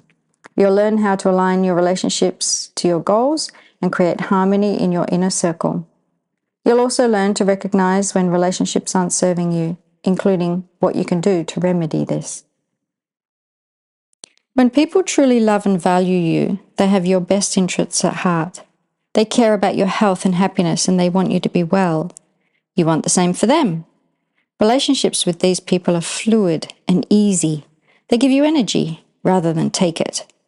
When you're around these people, you can be honest about your goals, aims, and purpose, because you know they'll have your back, even if they think you're being strange, different, or completely crazy. At the end of the day, if your goals make you happier and healthier, your loved ones will get on board. Think about your closest relationships and how they influence your health and happiness. Do the people around you bring out your best qualities? Do you bring out theirs? Do you love, respect, and support each other? In the first chapter, we talked about successful people and how they surround themselves with like-minded souls. No matter what type of success you're striving for, this notion holds true. Human behavior rubs off and habits are extremely contagious. In fact, studies have shown that we become the average of the 5 people we spend the most time with. So if you want to be a healthy person, hang around healthy people. If you want to be a happier person, hang around happy people. However, if you want to be someone who's tired, stressed, and miserable, spend time with miserable people. I guarantee their energy will rub off. Make a note. Write down the 5 people you spend the most time with, excluding small children. Think of your partner, family, friends, and colleagues. How healthy is the company you keep? What are the positive traits of your loved ones and how do they influence you? Do they have any unhealthy habits? Have you picked these up? You could even go one step further and look at the 5 people around your 5 people. Even they have an indirect impact on your life. Write everything down in as much detail as you can. You might find things you've never noticed before. Bold freedom is full of surprises. We spoke at the beginning of this book about filling your own cup first. Prioritizing your needs is vitally important. However, when you surround yourself with the right people, it's natural to want to care for them. You'll do a much better job if you're healthy, happy, and well. When you recognize and honor your own truth, you create a wonderful ripple effect. You become more in tune with others around you, their needs and desires. It's almost like a superpower. On the other hand, if you're coming from a place of depleted energy, you're no good to anyone. This doesn't just apply to your family. It applies to work, sport, or in any sort of team environment. You need energy to give energy. So how do you generate this energy? It starts with self-care. So next time you feel selfish for taking your full lunch break or meditating for 10 minutes away from the kids, ask yourself, who'd really suffer if you neglected these acts of self-care? By being kind to yourself, you're being kind to others. If there are people in your life who don't recognize this, think about why that might be. It could be that they're self-centered or rude, but it could also be because you've unknowingly created a culture where your needs are perceived as secondary. It's a quite common scenario. When you're overreactive to other people and prioritize their needs over your own, you create an expectation. People expect you to always be there. When they say jump, you say how high. Does it sound familiar? If this rings true with your kids, boss, partner, or friends, try not to feel resentful. Your loved ones are probably unaware they're making you feel this way. Instead of feeling upset, think about how your actions may have contributed and how you can change the situation. How can you empower yourself and reset expectations? You'll learn some tricks in the following step. Step 7. Align your relationships. Revisit your calendar. Before we can positively influence others, you want to be clear on your own priorities. Set aside half an hour each day this week to reflect on the calendar you have created. Reinforce your vision and goals, including your big why. This may seem like wasted time, but trust the investment will pay off threefold. You'll stay stronger in the face of challenges, like demanding colleagues and pushy friends, and so many opportunities for relief will arise. Get your family involved. The people around you will be a source of support throughout your bold freedom journey. Now's time to involve your household, as much or as little as you like. You could create a family calendar with specific family goals, or simply share your goals with them. Let them know what you're doing and lead by example. Invite them to help you create a weekly meal plan, go grocery shopping, or enjoy a family walk after dinner. If your family are hesitant at first, don't despair. It can take time, up to a year in some cases, but eventually you'll notice collective shifts. Remember, 40% of what you do is habit, and you share those habits with your household. Your positive habits will rub off, all in good time. Don't forget the kids. If you have small children, include them as much as possible. No matter how young they are, it's never too early to start good habits. Kids love to feel included, and by involving them in your plans, you're setting them up for health and happiness. Communicate on team decisions. When making decisions about your shared space, a little conversation goes a long way. Say you want to move the couch to create more exercise room. When you raise this with your family, there are tactics you can use. First, pick your time and ask permission. You might say, "I'd like to talk about the furniture. Is now a good time?" Or, "I'd like to talk about the furniture. When's a good time for you?" Once you're in the conversation, be clear on the reasons behind your proposal. Why does moving the couch matter? Think of this almost like a sales pitch. Sell the benefits to your family. For example, you could say, "When I exercise, I feel so much happier, and having this space would mean so much. I know it's easier for you when I'm happy, so I think this is a good move." There's a bonus tip on communicating later in this chapter. Be open to input. When you raise ideas with your family, be willing to listen to their concerns. Give your family some buy-in so they feel part of the decision. If you explain your reasoning clearly, your family are likely to get on board. Plus, as a bonus, they'll be more likely to hold you accountable. Expect to hear something like, "Hey, I noticed you haven't exercised this week, even though we moved the couch. Does that mean we can put the couch back? Are you going to exercise or not?" This type of input is a fantastic thing, as it helps you keeps you focused on your goals and unites the family unit. Your victories will become their victories. What a wonderful thought. Prepare to compromise. Remember, things don't need to be perfect. The personal calendar you created is based on an ideal scenario, but sometimes you'll need to compromise. For example, you may want to sit down for a family dinner by 6 p.m. This is a perfect time to eat because your bile is still active until the sun goes down. However, if other members of the household don't get home to 7, this is simply not possible. In this example, you have two options. You could wait until 7 p.m. to eat together, or you could eat first at 6 and then join your family later as a table companion. You could even change tactics each quarter and see what works for you. You may find you prefer to eat at 7 after all, and that the emotional benefits of eating as a family outweigh the physical benefits of eating earlier. Set personal boundaries. Involving your family will help you create harmony and alignment in your environment, but you're still entitled to some personal space. If you know you need an hour to yourself each morning, let your family know. Just like group decisions, if you explain why this time is important, your loved ones will respect your wishes. It all comes back to communication. Ask for support. As humans, we're so often reluctant to ask for support. We assume our loved ones should know what we need. but we can't expect them to read minds. Reaching out for support from your family not only helps you navigate issues, it encourages teamwork and communication.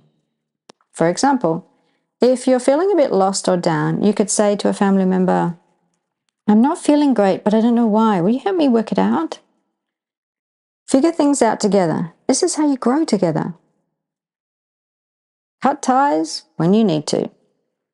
Unfortunately, there are times when certain relationships simply don't serve you. If someone in your life is taking more energy than they give, or hurting or disrespecting you, it is okay to end that relationship. I've personally ended spousal and community relationships before. These decisions were difficult at the time, but essential to maintain my integrity, plus wellness for myself and my children. If you find yourself in an unhealthy relationship and you can't find a way to solve the issues, be brave and walk away. Recognize the relationship has served its purposes and honor your own spirit. I hope you can see how resetting the scene of your life will support you during your journey to good health. On the surface, the benefits of these changes may seem emotional and external, but trust the internal changes are just as profound. When you ditch the things that no longer serve you, allowing yourself to feel nurtured and supported, your body responds to its very core. Surrounding yourself with the things and people you love is what enables your body to naturally detox. When you feel supported, so does your body. Your body tissues can relax and let go, releasing any armor or tension you've been storing. When your body and mind are at ease, you'll feel aligned from the inside out. The scene will be set for wonderful things. To show you how it works in action, here's a case study and a quick tip you can try today. Case study: Amy. Amy was getting up at 4:30 a.m. to practice self-care before her young family awoke. If she had any leftover time, she used it to complete household duties and to work on her small business. On the surface, Amy was doing everything right. She was making time for self-care and being productive. Yet she was still feeling tired and out of sorts. When Amy applied the Bold Freedom method, two things came to light. Amy realized she was not nurturing her relationship with her husband. Instead of spending time with him at night, she was going to sleep with the kids so that she could wake up early. Amy also realized she was out of sync with her own body rhythm. She was going to bed too early. Once Amy noticed these things, she tweaked her routine slightly. She began spending half an hour of quality time with her husband each night. She went to bed a little later and began waking up at 5 a.m. The changes to Amy's household were striking. Just by shifting things half an hour, Amy was able to connect with her husband. This allowed her to identify and communicate where she craved support in all areas of life. Her husband stepped up to provide this support, feeling more loved and valued himself. Plus, the kids benefited from having two happy parents who were no longer tired or disconnected. The energy in the whole household changed for the better. Tip you can try today: tailor your language to suit your audience. A great communication tip I learned from relationship coach Matthew Hussey is to tailor your language to suit your audience, specifically males and females. This can be particularly helpful when you're talking to your partner or family about making a change within the household. Matthew found that males often responded more positively when you phrase the question in a way that considers their feelings. For example, would you mind helping me with the dishes? Or would you mind helping me move the couch? On the other hand, females tend to respond more favorably when you ask in a way that makes them feel more helpful. For example, can you help me do the dishes? Or can you help me figure this out? Now, this trick won't work for everyone. We're all unique and delightfully different, but I found it very interesting. Try it and see how you go. Think of it as a fun experiment. Chapter 3: Know how your body works. Clear any blocks. Change can only happen in space. Congratulations on your journey so far. In the previous chapters, you created much needed time and space, setting the scene for health to bloom. You're already off to a flying start. Now it's time to get down to business by learning how your body works. In this chapter, we'll explore the wonderful complexities of the human body, including how you can apply Ayurvedic principles to help your body feel its best. There's a lot of information to cover, so we'll tackle it in 2 steps. The first step is to clear any blocks and reduce ama. In Ayurveda, we use the term ama to describe anything that blocks and congests us. Ama can take many forms, from the thoughts we have, to the energy we breathe, to the fuel we absorb, and even what we watch on TV. Ama can be physical or emotional. It can be generated by diet, movements, relationships, and beliefs. Ama comes and goes naturally over the course of a day. If our digestive capacity, Agni, is functionally well, it prevents the toxic residue of undigested substances from being stored in our bodies. However, if this Agni is not optimized, ama builds up. Toxic ama is our greatest limitation to enjoying life. It corrupts the messages between body and mind, causing cravings for substances that don't serve us. It's what stops us from honoring our truth and fulfilling our deepest heart's desires, which is exactly what you're here to do. Clearing ama by improving Agni, digestive capacity, is one of the most critical parts of your bold freedom journey. It's also one of the most challenging. However, trust that when you clear your blocks, you pave the way for transformation. See this challenge as a gift. It's your opportunity to step up, take charge, and overcome your greatest obstacles. It's your chance to finally break free from anything that's held you back. You may have to face some demons and even confront some home truths, but you will reap rewards on the other side. Be brave and trust the process. This is where the magic happens. The rhythm of Agni. High in winter, lessening in spring, having a lull in summer, rising in autumn. Step 8, clear ama. When it comes to clearing blocks in your life, it helps to understand the difference between physical and emotional blocks. Physical blocks are usually more obvious, so let's start there. An example of a physical block could be something as simple as a scheduling conflict. For example, say you need to take the kids to soccer training at 4 p.m. However, 4 p.m. is your body's preferred time to go for a brisk walk outside and have a stretch. The time factor is actually a physical block to honouring your body's desire. Physical blocks can also be related to your body's physiology, like belly fat making it difficult to bend or causing discomfort during exercise. In the past, you may have used these blocks as an excuse to avoid doing exercise. Change can be scary, and the mind welcomes any excuse to avoid doing the thing we're afraid of. This is completely normal, but it can stop now. It takes confidence and courage to confront what's really happening, but you absolutely can do it. The truth is, physical blocks can usually be overcome with relative ease. Go for a walk in the park when you do the soccer drop-off, and persevere with those bending exercises. The more you bend, the easier it will become. As your metabolism increases, you'll feel less stressed and the belly fat begins to melt away. Ayurvedic remedies often bring a win-win solution. Clearing ama and improving Agni at the same time. It's true that finding the solution may take some extra effort, but you're worth that effort. You and your kind-hearted big vision for a thriving life deserve to go that extra mile. Plus, when you look at challenges in terms of your big picture purpose, you're already halfway there. Often all you need is some time to ponder. Give yourself time to do the work. Consider where you do your best thinking. Is it in the shower, on the train, or any time you're present with your own body? Simply spending your lunch break outdoors away from your phone can be a great way to recharge and reflect. When you give yourself time and space, you'll find that most physical blocks can be overcome.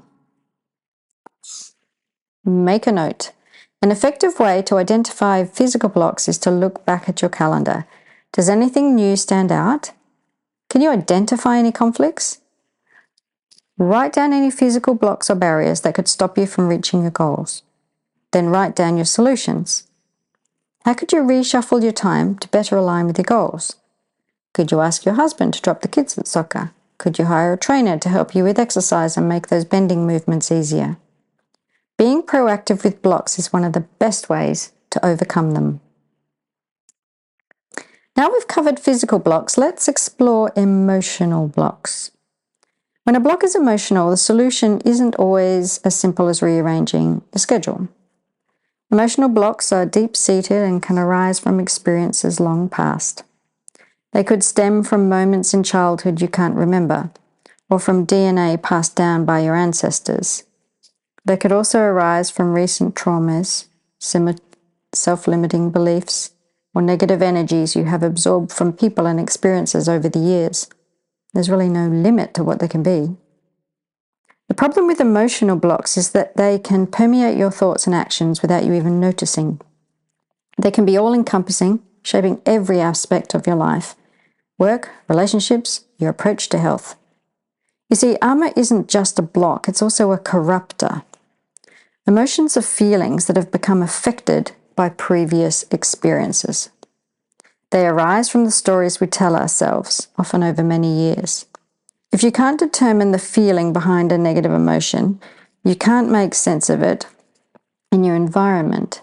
And this means you can't let it go and the emotion lingers in your body. When negative emotions aren't dissolved, they're stored as ama, often in fat cells. Good agni helps clear ama overnight, and you can help things along with seasonal detoxes and lifestyle changes. However, when emotional blocks aren't cleared, they tend to manifest in physical symptoms. And this makes them even more toxic. Let me give you an example. The most common diseases in our modern society are autoimmune conditions or diseases of congestion. Physically, these arise from poor lifestyle habits like eating poorly, not exercising, or not breathing deeply.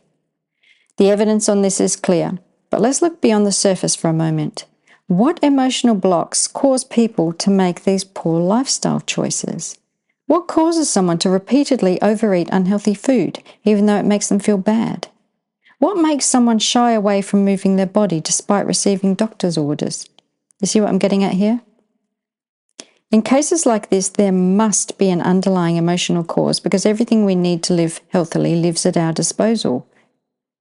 Think about the incredible opportunities we have today compared to our ancestors. We have access to an abundance of fresh, nutritious foods. We can choose from an array of amazing exercise options. We have transport technology and instant access to millions of resources around the world. So why are we still struggling? On paper, it should be so easy to stay happy and healthy, but emotional blocks aren't black and white. They are complex, layered, and incredibly personal. Let's take time, and they take time to unravel. If you feel like you're doing all the right things, yet you don't feel healthy or fulfilled, you could have an emotional block. Perhaps you're prone to self-sabotage because you don't think you're worth the effort. Maybe you have a fear of failure because you grew up trying to please your parents. Anything is possible. If you've been struggling for many years, you may have never taken the time to consider what's blocking you. When you're frazzled, desperate, or driven by fear, your mind doesn't think clearly. Plus, if you have no memory of the events that shaped you, if they stem from early childhood or were passed through your DNA, of course you feel confused. To make matters more complex, emotional blocks are like double-edged swords. In addition to the primary problem, the emotional block itself, it can be stressful to feel like you're doing the work but not seeing the results. When this happens, it creates a cycle of stress in the body and can have a negative impact on self-trust. There's not a superfood or supplement on a planet that can rectify this alone. Even if your nutrition is on point, your body will be using all the nutrients to manage stress and prevent mineral loss, not to nourish and heal your body. The best relief you can give yourself is to take time out and break the cycle. Focus on relieving stress as your number one priority. Have you ever noticed how a happy person eating a hamburger can seem healthier than a stressed vegan. You can't underestimate the impact of stress. Clearing it is a great starting point. The aim of this chapter is to help you consider, identify, and clear blocks so you can move unobstructed towards your goals. Patience, perseverance, and compassion are essential as you navigate these waters. Please treat yourself with kindness. Let's start with a simple journaling exercise. Make a note. Think about your past experiences related to your wellness journey. What emotional obstacles have stood in your way? Can you pinpoint any feelings, thoughts, or moments that have stopped you from reaching your goals? If you identify any emotional blocks, like a limiting self-belief or poor self-esteem, write them down. If you feel stuck, that's okay too. Simply write down how you feel, just like a stream of consciousness. Just be tapping into your emotions and writing down what comes up. You're already starting to clear the blocks. No matter what your journaling brought up, I commend you for your bravery. Facing your emotions can be painful, ugly, and embarrassing, even when you're the only one in the room. Wherever you're at right now, accept yourself without judgment. It's very easy to get caught in the cycle of overanalyzing and asking, how did I get here? Please don't be hard on yourself. Understand that sometimes your pain needs to reach a peak before you feel strong enough to act. Sometimes the fear of staying the same must become worse than the fear of changing. If you've reached this tipping point, see it as a good thing. When you break down, you can break through. And when you break through, the possibilities are endless. When each of your cells can communicate and move freely without being shackled by blocks, your body's natural intelligence kicks in. Your body will start using stored nutrients and resources to full effect. Your head will become clear and you can begin to heal. Naturally, effortlessly, from the inside out. That's what we're aiming for here. Keep this vision in your mind as you journey through bold freedom, especially when things feel tough. This program works as hard as you do. Trust that your work will lead to results. Invest the time. Remember, you are worth it. Now that you understand the difference between physical and emotional blocks and you've started tuning into your deepest self, let's look at some other ways to clear armor. There are many Ayurvedic practices you can use to support your body through the healing process. Good news is you can start today. In Ayurveda, we follow a daily routine, which we call dinacharya. We'll be delving deep into dinacharya in the next section, but I wanted to share some of the key principles you can follow to help you detox every day. Think of these tips as an appetizer for the main course that's to follow. We've touched on some of these before, and we'll continue to come back to them. There's a whole world to explore. Eat before the sun goes down. One of the best ways to clear armor is to allow your body to detox naturally overnight. Your body is designed to cleanse and repair while you sleep. When you load it up with heavy evening meals, you expend all your precious resources on digestion. The more energy you use on digestion, the less you have for detoxing. I recommend eating a light evening meal, like soup or stew, before the sun goes down. Satisfy your 5 senses. Your body has 5 senses: sight, sound, hearing, touch, and taste. Nourish these senses by only taking in what satisfies and delights you. You have the power to choose the energy you absorb. For example, you can choose to look at something or not. You can choose to eat something or not.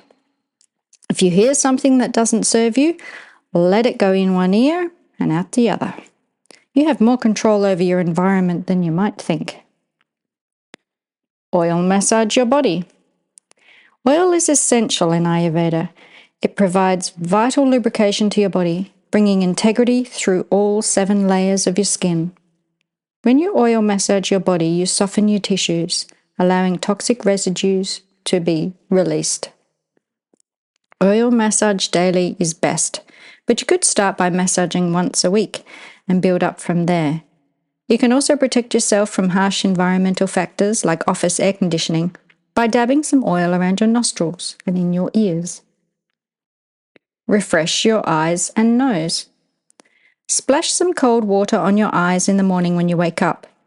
For the nose, consider trying a neti pot and salt rinses. You'll love how clean and refreshed you feel. Nurture your sense of taste. There are 2 ways you can take care of your sense of taste. Tongue scraping is a wonderfully fast and effective option. You could also try oil pulling to keep your oral cavity clean. I'm sure you'll agree that these practices are incredibly fast, easy, and affordable. Aside from investing in some oil, a neti pot and a tongue scraper, these practices don't cost a thing. There's no need to buy the latest doshic teas and trending Ayurvedic treatments. All you need is a few key items that will not only help you heal, but also help build a buffer of immunity. Isn't that a refreshing change? Especially if you're spending a fortune on clinical treatments. Of course, clinical treatments have their place. There may be times when you need a clinical grade, herbs, and professional treatments, but a monthly visit to your practitioner is wasted if you neglect daily practices at home. It's costly and disempowering to continually hand over the care of your body to someone else. Why not prevent the symptoms before they arise?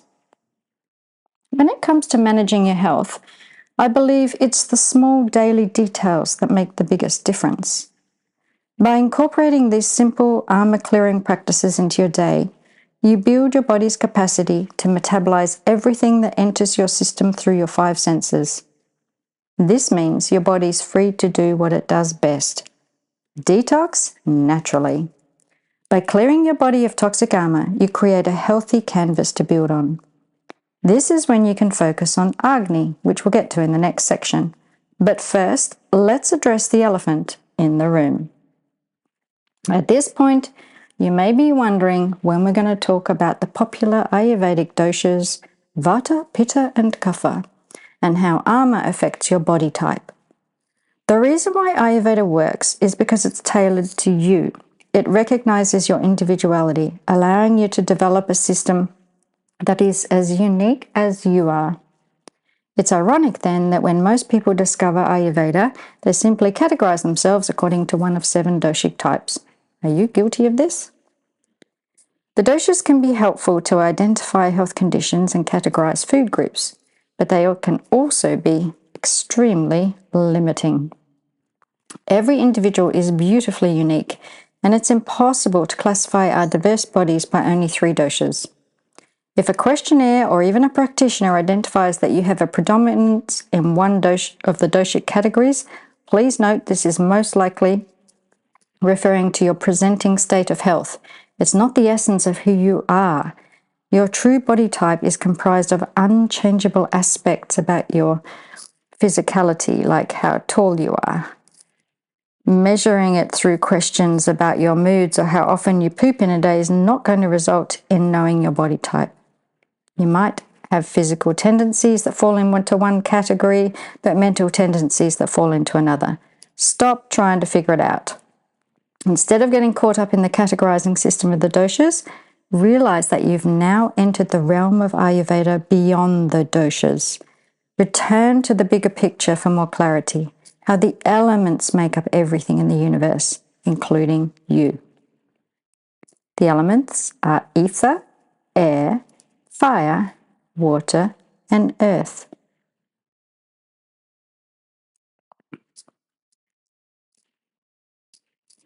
Your body is built from the same 5 elements as other things in nature: space or ether, air, fire, water, and earth, albeit to varying degrees.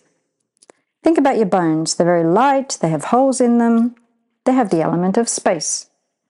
Now think about the water in your body, the fire in your belly, the air in your lungs. The earth element is present in everything that fills the gaps, including the muscle that holds up your very skeleton. Every element is there, from the subtle to the gross. Your body tissue is sequentially developed and nourished. You're at one with the world around you. That's why when you eat vegetables, your body recognizes them as elemental nourishment it can digest, metabolize, and assimilate to nourish your body tissues. It can't do this with processed food. You are so beautifully connected to nature. The governing forces of nature, the thing that makes your heart beat, we consider to be the life force called prana in Ayurveda. This prana works in conjunction with an intelligence called tejas and resources called ojas. You have all these energies inside you. We all do. It doesn't matter whether you're more vata, pitta or kapha. Your body is brilliant by design. Ayurveda is about nurturing your natural brilliance by incorporating daily practices to help you look and feel your best. We'll navigate some more practical ways to do this in the next chapter, after some quick tips and exercises. Diagram. Ojas, the nectar liquids of life, nurtures prana, the life force, and tejas, the fire. When ojas increases, prana and tejas can grow safely too. If ojas shrinks, tejas is diminished. Prana can become strung out and electric. Self-care tip: know your body beyond the doshas.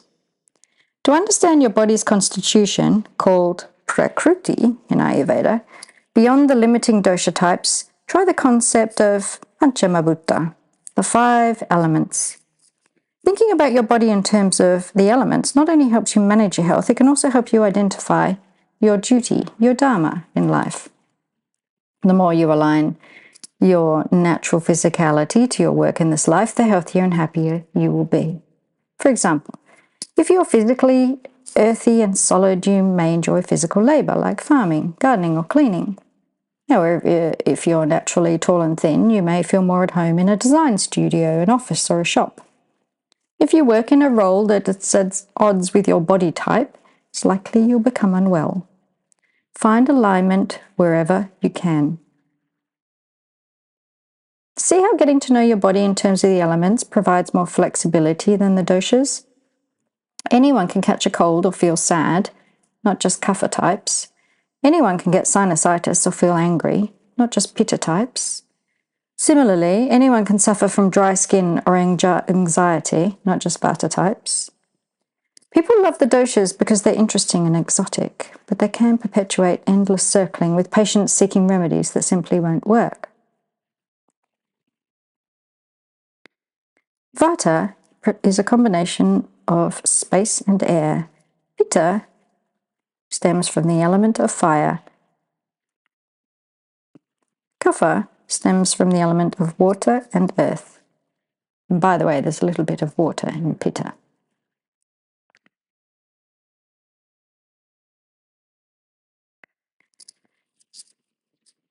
We're here to break free from things that don't work. Instead of trying to determine your body type by changeable factors like mood or stool frequency, look to the elements. Think about your body holistically and consider all the interrelated factors that are contributing to your current situation. This holistic approach is the key to finding true rhythm. Make a note. Think about your body and the type of work your physicality lends itself to. Does this align with your current role, or is there a conflict? Think about ways to create more connection and nurture your natural tendencies. If you're a strong, earthy type, if you're stuck in an office all day, consider exercising at lunchtime or pitching the idea of a walking meeting. Similarly, if you're a light and airy but your job's physically demanding, think about ways to rest and recharge. You could try taking a short nap in your break or wrapping yourself up in a cozy blanket for quiet meditation. If you're really struggling with your work, brainstorm some new exciting opportunities. What type of work would you love to do that would make you feel happy and well? Self-care tip: align with the cycle of life. Ayurveda is based on the theory that everything is born, exists, and dies. We call these phases of activity the 3 gunas. The first guna is sattva, which refers to a state of creation. It's about being light and blissful. Rajas is a state of motion where the mind is vibrant and active. Tamas means to perish. When things don't cycle this natural way, it means there's trouble in the body. There'll be armor that needs to be cleared. Waste products called malas need to be removed from your system at a cellular level. This happens in many ways, from breathing to crying tears, sneezing, burping, and passing wind. When natural urges arise in your body, remember, they're better out than in. You can ensure the life force in you cycles in flow by simply tuning into your body. As well as honoring your natural urges, ask your body how it feels and give yourself what you need. Think about adjectives that describe how you're feeling and counter them with opposites. These adjectives are called gunas with a small g, which we'll be exploring shortly. If you feel cold, it's probably not wise to drink a cold milkshake. A warming one-pot wonder might be a better option. Similarly, if you feel sad, then somber music probably won't help. Uplifting sounds and sunshine are more likely to do the trick. In Ayurveda, like attracts like. When you want to clear toxic armor, do the opposite of how you feel. Let's try it right now. Make a note. Take a moment to check in with your body. What emotions do you feel? Are you hot, cold, tired, anxious? Now think of some ways you could feel better. Write them all down, then choose one to do in the next hour. If you're feeling tired and flat, you might not feel like going for a walk, but try it and see how you go. Notice if you feel more balanced by the time you get back. No matter how busy you feel, make body checks a priority. Even walking for just a minute or two will feel deeply supportive to your body and mind. You'll be amazed at how you can turn things around and create incredible space to heal. The daily way. If you're not regenerating, you're degenerating. Rejuvenate with dinacharya. I mentioned that learning how your body works would be a two-step process. We've already covered the first step, how to clear armor. Now let's move on to the next step, how to increase Agni. Agni refers to the digestive capacity. It's kryptonite to armor. When you loosen armor and eliminate it with Agni, what's left is clarity, the key to lasting health and happiness. That's what Bold Freedom's all about. In this section, you'll learn how to increase your body's Agni so you can shine from the inside out. We'll be expanding on the daily practices, dinacharya, adding exciting new tools and rituals to your arsenal. But before we begin, I'd like to introduce you to what we call koshas in Ayurveda. Understanding the koshas will help you better understand how and why dinacharya, the daily way, works and provide content throughout this section. As with everything in Bold Freedom, I want to empower you with enough theory to satisfy your thirst for knowledge without drowning you in the details. I'm sure you'll find the koshas fascinating. There are 5 koshas in Ayurveda, and they represent aspects of your complete self.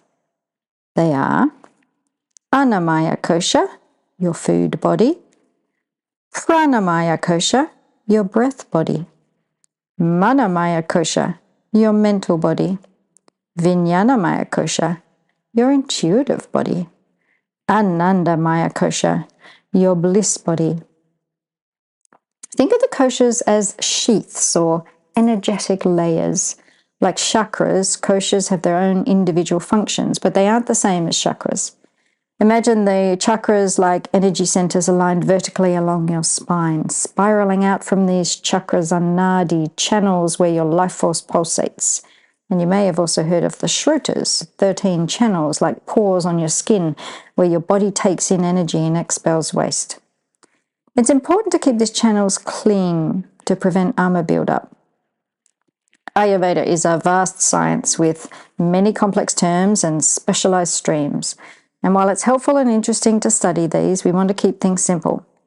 The aim is to align your body and mind in your environment because it's here that you'll relax into easeful living, allowing health and happiness to bloom. Understanding the koshas is critical to achieving this, so we'll delve into them.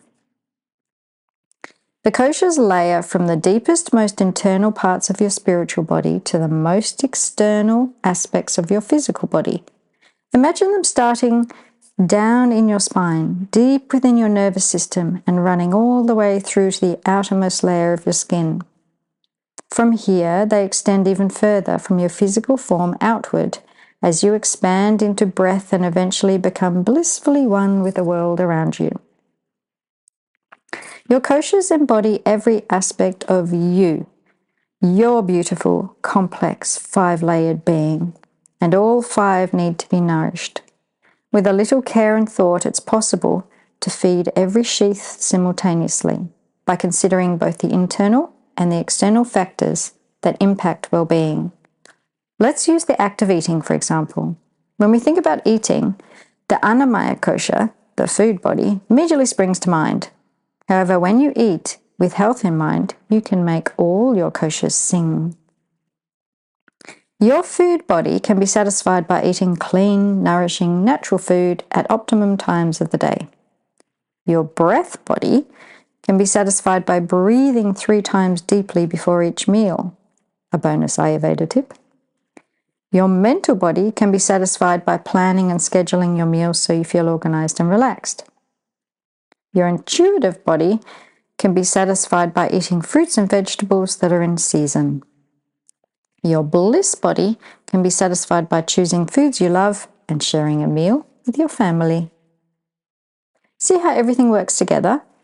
Keeping this in mind as we explore some more specific ways to improve Agni through Dinacharya, this practical implication will look different for everyone. However, if you find a way to feed all your 5 koshas at once, you know you're onto a winning thing. Step 9, improve Agni. In Ayurveda, we follow a daily routine based on how our bodies are designed to function and thrive. This is how we improve Agni, allowing us to digest all incoming substances and avoiding the accumulation of ama. The principles of this daily routine, called Dinacharya, are guidelines for healthy living. They help us align to circadian rhythms and the natural cycles in our body so we can rejuvenate as we get older in years. They literally help us to age gracefully. The Dinacharya guidelines are based on the grandmother wisdom and respect for precious resources like time, energy, and food. No one teaches us this anymore. Mainstream well-being today is all about quick fixes and miracle cures. But you know from experience these don't work. That's why you're here reading Bold Freedom. As you create your own daily routine and dedicate time to feel well, you'll develop your own wisdom. This wisdom is your lifelong ticket to health and happiness. Once you learn it, it's yours for life. It's the greatest gift you can give to yourself. The Dinacharya guidelines can be very detailed, and there are different interpretations. To make things as easy as possible, I'll start by outlining the key elements, together with some practical scenarios. I'll then give an example of the Dinacharya in action, showing how they might look in your day. Food. How and when you nourish your body is a fundamental element of Dinacharya. We've talked about diet in previous chapters, so let's quickly recap what we've already covered. Limit eating outside daylight hours. Eat your largest meal at lunchtime. Eat an early lighter dinner before the sun goes down. Choose whole seasonal plant-based foods. Prepare your food as freshly as possible. Avoid pre-cooking and freezing. Incorporate the 6 tastes, sweet, sour, salty, bitter, astringent, and pungent, in every meal.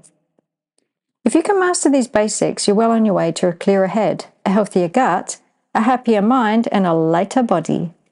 However, when you're ready to boost your routine, there are many more things you can do to fire up your digestion. The first is to eat with the seasons. Choosing in season foods is a key way to work with your body's intelligence and harness the powerful forces of nature and nourish your intuitive body. Think about where your food comes from and how it grows. Leafy plants like spinach and kale reach up and out, capturing the sun. When you eat those plants, it's almost like you're eating sunshine. Your body's flooded with vitamins, antioxidants, and chlorophyll, which helps cleanse your blood and detox your body. These are perfect in the warmer weather. Then you have root vegetables that sit in the ground, like carrots and potatoes. There's a reason why these sweet, heavy vegetables are so nourishing in winter. They're exactly what your body needs and what it's designed to have. A second tip is to spice up your meals. In Ayurveda, herbs and spices are like superfoods. They contain an array of antioxidants and nutrients, both the fresh and dried varieties.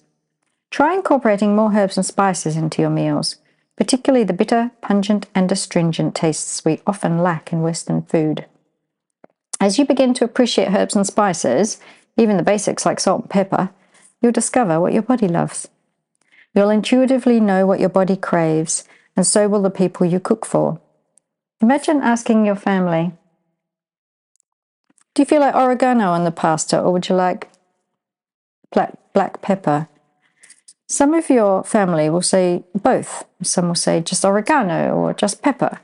How wonderful to see your whole family tap into their health and delight in their meals. It's a gift you can give. Another way to level up your food game is to simply eat a little less, not just for dinner, but overall. If you're fit for it, you can dive right in here and reduce your dinner tonight.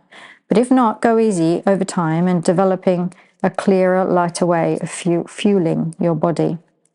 You want to avoid waking hungry in the night. Food's often used to compensate, soothe, or reward. I notice this particularly when traveling in Europe and Asia, where the entire day is centered around food. If you examine your eating habits, you'll probably find you eat emotionally, yet physically you need very little to thrive.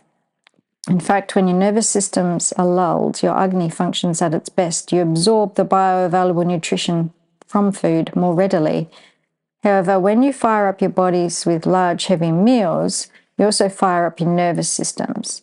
It's like putting a water extinguisher on your digestive fire. Make a note. Have you ever kept a food diary? Writing out what, when, and how you eat can be daunting, but enlightening. Try keeping a food diary for a few days, recording everything you eat. Make a note about how you feel before and after each meal. How's your energy? Do you feel satisfied? Is your hunger emotional or physical? Are you eating in-season foods? Are you eating too much? As you start implementing healthier habits, you can compare how different foods make you feel. Once patients started a food diary, I often ask them to go back and try a food they've been avoiding, and this can lead to some surprises. For example, a cold, sweet smoothie for breakfast can often cause a 3 p.m. slump, but patients don't recognize this until they keep track. They believe they're making a healthy choice until they do a body check and think about how that smoothie makes them feel. In most cases, it only takes a few days to notice the effects. A final tip for nailing your nutrition is to eat intuitively and easefully. When you're mapping out your meals for the week, keep it simple and don't be tempted to follow trends thinking every healthy food you see must be good for you. Now remember, every body has different needs. We respond uniquely to certain foods. For example, not everyone has bile that can deal with naturally occurring salicylates. Some people break out in a rash if they eat strawberries. The berry-loaded acai bowls, which are so popular on social media, would be a very bad choice for these people. The best thing to do is to listen to your body and go back to those descriptive adjectives. Nourish yourself with foods you enjoy and make meals that fit your budget and lifestyle. This includes what works for your family. The easier and more enjoyable your meal plan, the more likely it is you'll stick to it. Movement. Our bodies are designed to move. To move is to be alive. Movement is essential for our blood to circulate, oxygen to reach our cells, and nutrients to be absorbed. It allows the heavy mass we don't need to pass out through sweat, bowel movements, tears, etc., so we can feel light and vibrant. Without movement, we get stuck. Think about an old car. If you leave a car sitting in front of your house without turning the engine over, it will not start. Your body's the same. There'll be times when movement feels difficult or impossible, but please keep moving any way you can. Even the smallest breath sweeping through the body reflects a wave of movement. It means you're still alive, and sometimes gentle movement is the best. I remember waking up one morning. I wanted to get up, but I couldn't move my body. I felt so weak, but I knew I had to keep moving, to get up for the children. I lay for a while, focusing everything I had on my body, taking slow, smooth breaths. As life returned, my mind and body reconnected with a new understanding of my limits. I decided not to let myself wear out again. The same can happen for you. If you're stuck, keep moving every day. You can start small with simple breathing exercises, then build up to yoga or walking. The more you move, the easier it will become. Sleep. We talked previously about the power of sleep to detox your body. Sleep's essential for reducing ama and also increasing agni. If you want to bounce out of bed in the morning, follow the sleep routine below, which we covered in Chapter 1. Start winding down by 8:30 p.m. Dim the lights and kill the screens. Nourish yourself with an oil massage about half an hour before bed, focusing on your feet, and give yourself a weekly head massage for the best night's sleep. Take some time for quiet reflection, leaving any negative thoughts behind. Be asleep by the latest 10 p.m. Rise at the same time every morning, even on the weekends. Try this for 3 days and see how your body feels. If this is very different to your current routine, it may take a few days to adjust.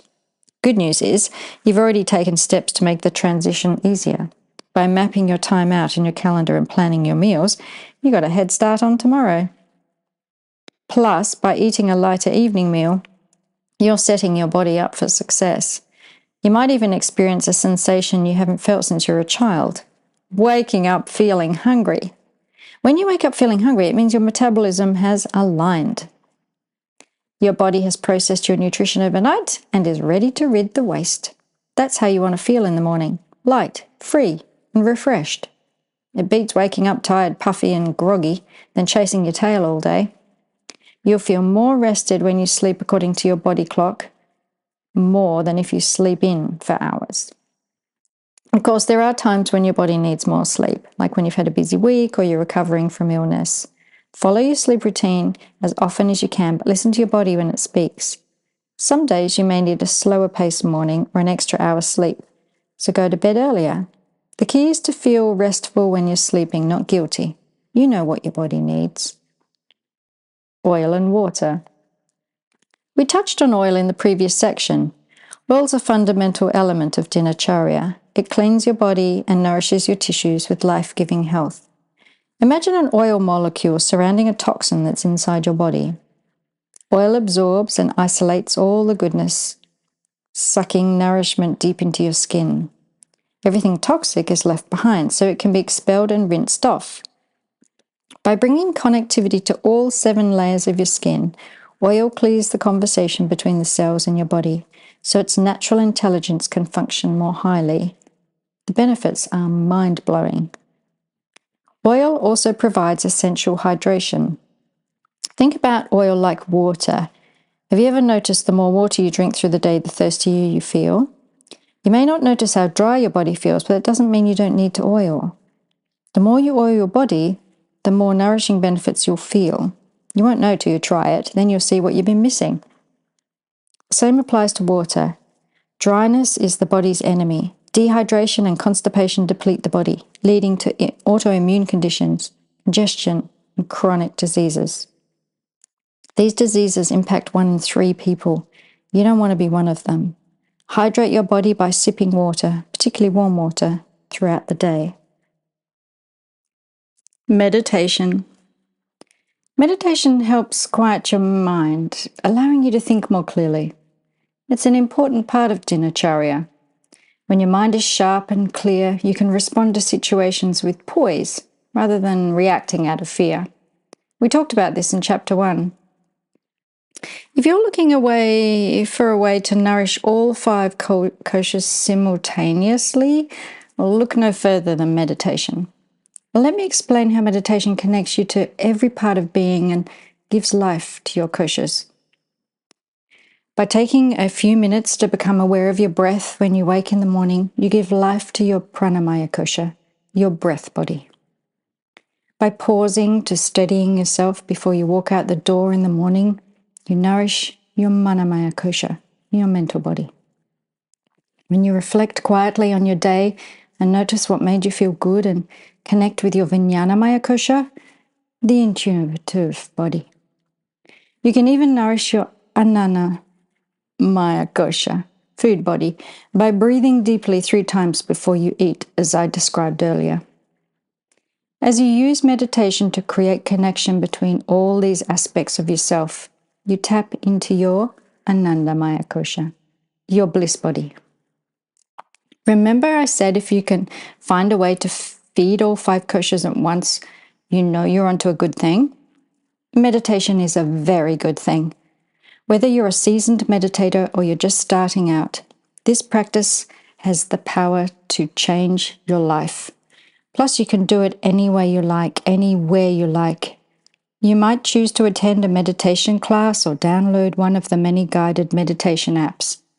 Or you could just sit quietly in your home, your car, or even out in public once you've learnt to quieten your mind. Meditation truly is the world's most versatile practice. Dinacharya in action. Now you understand the core elements of dinacharya, I want to show you how easy it is to incorporate them into your day. Below is an example of a daily routine with morning, afternoon, and evening practices. Morning routine. Pause. When you first wake up, number 1, pause. When you first wake up, take a moment to lie in bed. Become aware of your physical body. Now take a few deep breaths and tune into your spiritual body. Notice the energy force of prana cycling within you. All you need to do is notice. 2, hydrate. Once you're up and you've passed urine, drink 1 or 2 glasses of warm water. This will help you pass a stool and eliminate some of the armor your body naturally starts to reabsorb about 3 minutes after you wake up. 3, eliminate. Hopefully you'll be ready to pass a stool. If you're not, don't worry, the time will come later in the morning. You may also need to pass a second stool around 2:30 p.m. when the natural energies bring verve to your body. If you're at work or school, you may not feel comfortable passing a stool. Your body wants to feel relaxed and open, so it may contract until you get home. Again, that's okay. The main thing is that you eliminate every 24 hours. 4, refresh. Now it's time to splash a bit of cold water on your eyes, scrape your tongue and brush your teeth. If you want to oil pull, go ahead. 5, oil. I now recommend oiling your body. Have a special space where you can perform this ritual and oil your body from head to toe. 6, move. I know you've just oiled your body, but consider putting on some old exercise clothes and creating a little sweat. Some people prefer to move first, then oil, then shower. However, if you oil first, the sweat from movement will help the oil remove toxins from your body. Once you've had a shower, apply some more oil as a moisturizer. 7, breathe. If you have time for a morning meditation, do that before you leave home. Even if you're pressed for time, you can do a simple breathing exercise where you use your thumb and index finger to block one nostril at a time. Alternate breathing between your right and your left nostril, keeping the other one closed. Even 10 or 20 breaths can help you steady for the day. You'll be surprised how effective this is. 8, eat. Have a nourishing, healthy breakfast made from natural whole foods. Don't make it a large meal, just enough to get you through lunch without needing to snack. If you're preparing your lunch before you leave home, do that now too. Midday routine. 1, eat. Enjoy your freshly made lunch around midday if you can. Make this your largest meal of the day so you don't need to snack before dinner. 2, move. If you can, do some light movement after lunch to help your body with digestion. A brisk walk around the block is the perfect way to spend your lunch break, better than scrolling on your phone. Evening routine. 1, eat. Consume a light, early dinner. Keep it simple, fresh, and delicious. Incorporate as many herbs and spices as you like and try to include all 6 tastes. 2. Enjoy. Now's the time to do something joyful. Reward yourself for the efforts of today with anything you love to do. Read a book, watch a movie, do some knitting, walk your dog. Finding this time is so much easier when you have an earlier dinner. 3. Relax. Begin preparing your body for sleep by winding down 8:30. Dim the lights, turn off your screens, and start preparing for bed. 4. Oil. Oil your entire body again, paying special attention to your feet. Rub oil over every part of your feet, from your heels to your toes. 5. Meditate. Take a few precious moments to reflect on the day and sit quietly with yourself. You could listen to a guided meditation or simply sit in stillness. Do whatever works for you. 6. Sleep. Be asleep by 10 p.m. so you can wake feeling wonderful tomorrow.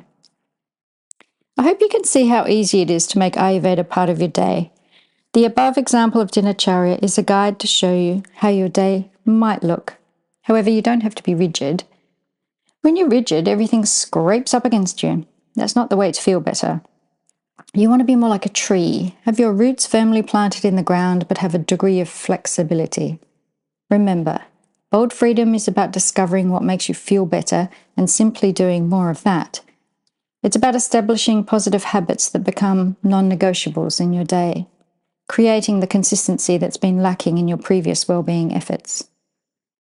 Pick and choose the practices that work for you. And if you feel overwhelmed, just start with 1 or 2. Keep it simple.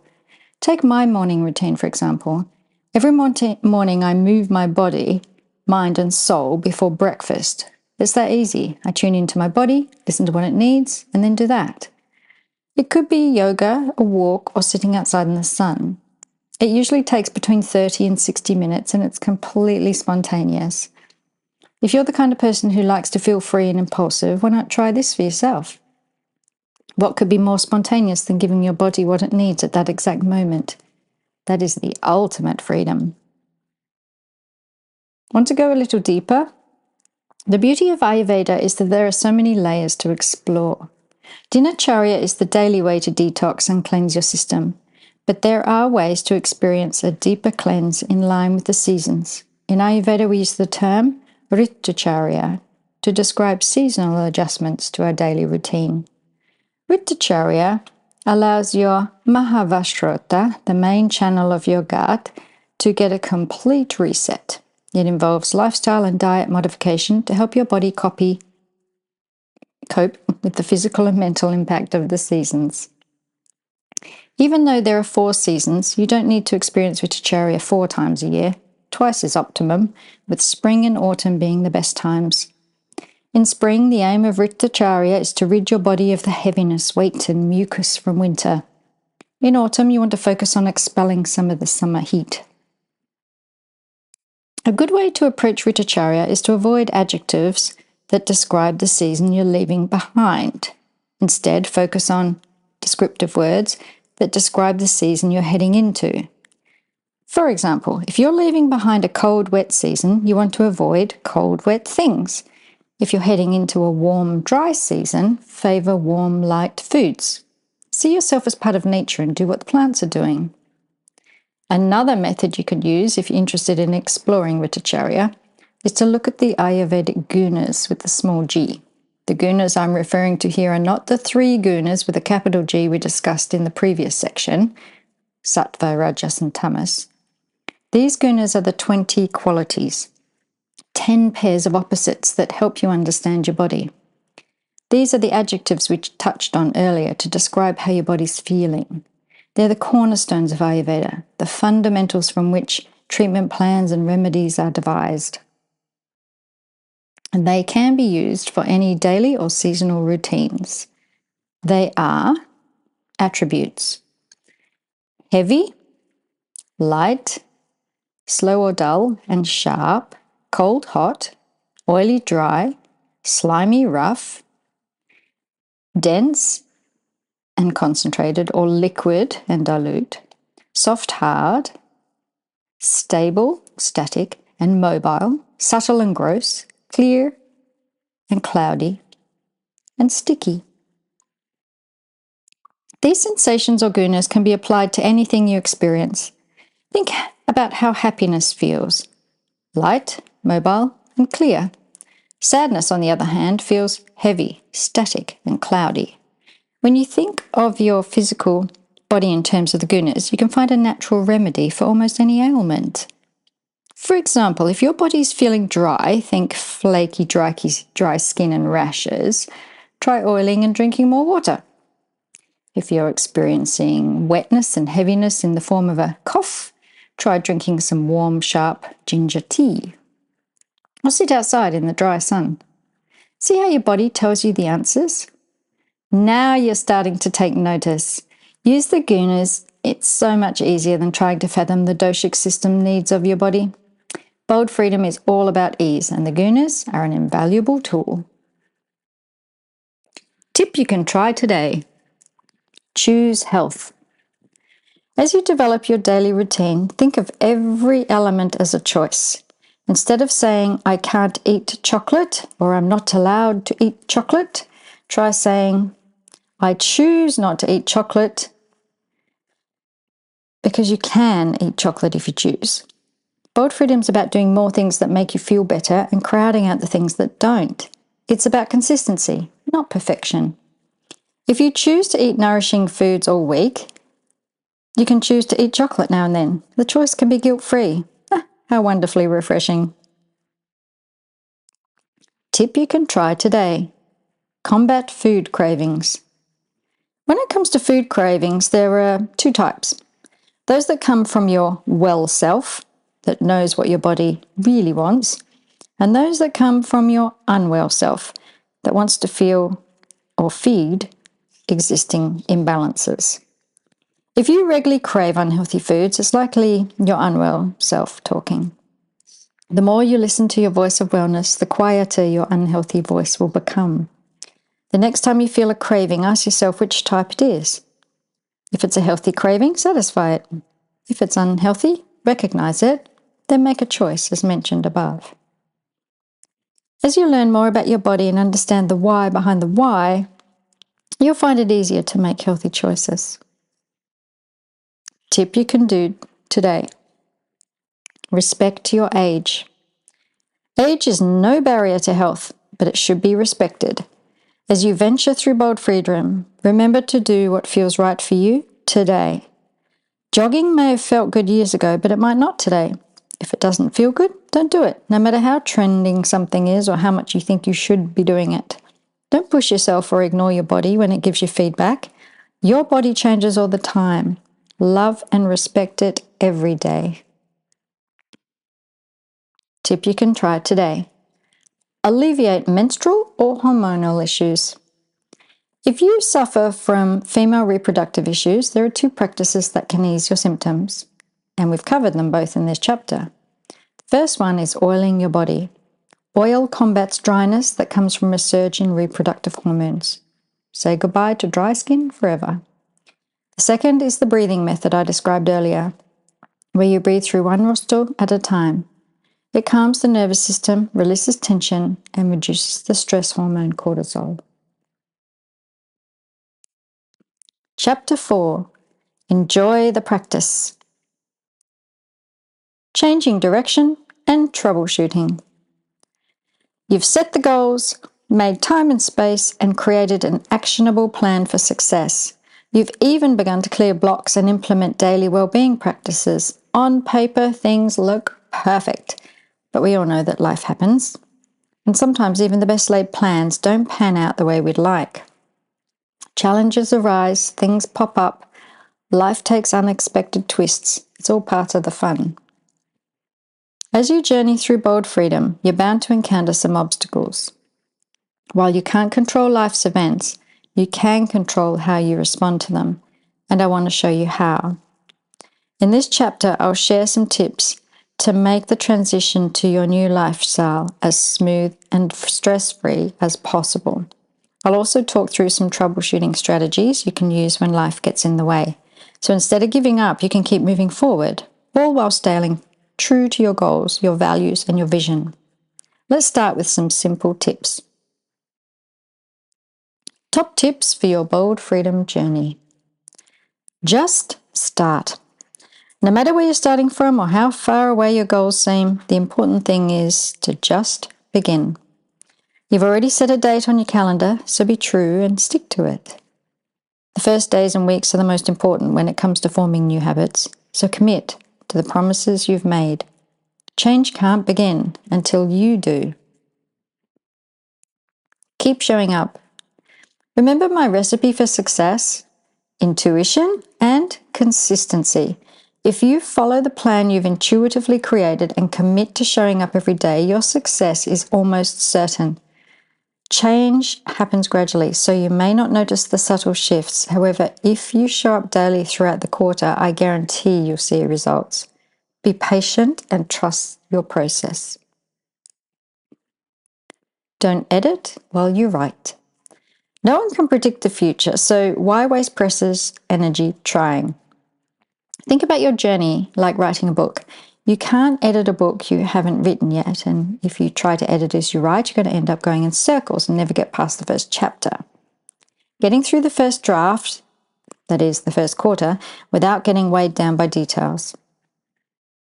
That's our goal. And once the first draft is done, you can reflect on your progress. You can tweak, refine, and reset with a much clearer mind. If you constantly feel the urge to edit your plan, it could be a sign that fear is creeping in. Now, the good news is you'll see it coming. You've done the work. You know the signs. You have the tools to overcome. Just stay strong. Stick to your plan and remember why you started this journey. You're tired of going in circles, right? Get comfortable being uncomfortable. There's no getting around the fact that change and the effort of it can be uncomfortable. The bigger the change, the more uncomfortable things can be. But this is a sign of growth. It means you're outside your comfort zone, which is where life really begins. If you start feeling overwhelmed, put things into perspective. No matter how uncomfortable things get, I bet you've lived through much worse. Plus, if you really want to quit, the option is there. Take solace in that. You can choose to quit anytime. But is that what you really want? Do you really want to give up on your dreams, or is that just fear talking? You'll know the answer when the question arises. Check in constantly with your calendar. Your quarterly calendar is your roadmap to success. Refer to it regularly. No matter how clear you feel about the path you've carved out, you can't have too much reinforcement. Look at your calendar every day to get a big picture view of your day, your week, your month, and your quarter. Wrap your head around your weekly actions each Sunday so you feel poised and prepared on Monday morning. Have you ever heard the saying, you get what you focus on, so focus on what you want? You have everything you want mapped out. Focus on it and bring it to life. Always follow your intuition. Information is understanding, whereas knowledge arises from within. Wisdom is garnered from the experience of where information and understanding meet. In Bold Freedom, I'm giving you lots of information. However, you already have the innate knowledge of what your body wants and needs. You hold the key to your health and happiness. Tap into your Vijnanamaya Kosha, your intuition, and do what feels right. I recommend checking in with yourself every 24 hours, ideally in the evening before bed, and asking yourself, what worked today? Learn what makes your body feel good and commit to doing more of that. Trust yourself to experiment. The more you use your intuition, the more you'll learn to trust yourself. This will give you the freedom and confidence to experiment. Try something new to eat. Move your body in a new way. Do something totally different. Every time you try something new, reflect on how it made you feel and choose if you want to do it again. Over time, you'll develop your own personal toolkit of things that made you feel great, like going for a walk when you feel overwhelmed or starting your day with some sun salutations. Play the wonderful game of life. You won't know what works until you try. Be kind to yourself. Remember we talked about being your own best friend? Your inner dialogue and the words you use influence how you feel and behave. Please be kind to yourself. Talk to yourself encouragingly and notice the nuances in your language. You'll be surprised at how the tiniest shift can totally change a sentence's meaning. For example, instead of saying, I'm anxious or I'm hopeless, try saying, I feel anxious or I feel hopeless. It's more than okay to feel emotions, but don't define yourself by them. Negative feelings will come and go. Focus more on your actions, as these are what lead to results. Be kind to others. As you tread the bold freedom waters, be mindful of how your actions impact others. Communicate openly and share honestly and connect consciously with the people around you. You'll soon discover that positivity attracts positivity. Be a magnet for good vibes, even on a bad day. Live without regrets. Life's full of opportunities. If you have a bad day or you venture off track, please don't berate yourself. We all have times when we wish we'd said or did something differently. It can be tempting to replay those moments in your head, thinking, why did I do that? Or if only I said this. No matter how significant something seems, it rarely matters in the big scheme of things. Yes, you want to live in the moment, but you don't want to live it twice. What happened is in the past. It doesn't matter. What matters now is what you're going to do now. Let's talk troubleshooting tactics. Troubleshooting strategies. Learning how to deal with difficult days is an essential part of bold freedom. Say you miss your morning exercise session or a family emergency pops up on spring cleaning day. How can you practically navigate life's curveballs without completely derailing your plans? Below are some of my favorite strategies for obliterating overwhelm, managing time and staying on track when times get tough. I hope you find these useful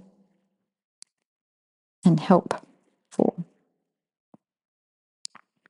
Don't make time that doesn't exist. So, you've missed something important on your schedule. It's not ideal, but it's okay. My number one tip in this situation is to simply do whatever's next. Just move on with your day instead of trying to play catch up. When you try to squeeze in extra tasks, you risk pushing the others out. It creates a domino effect that can throw your whole day off track, and before you know it, you'll be back to where you started before you even had a calendar. If you have lots of white space in your day, you may choose to catch up. The main thing is to be practical. The worst case scenario is that you'll need to reschedule, but that might motivate you even more. You'll be raring to do that task you've missed at the next available time.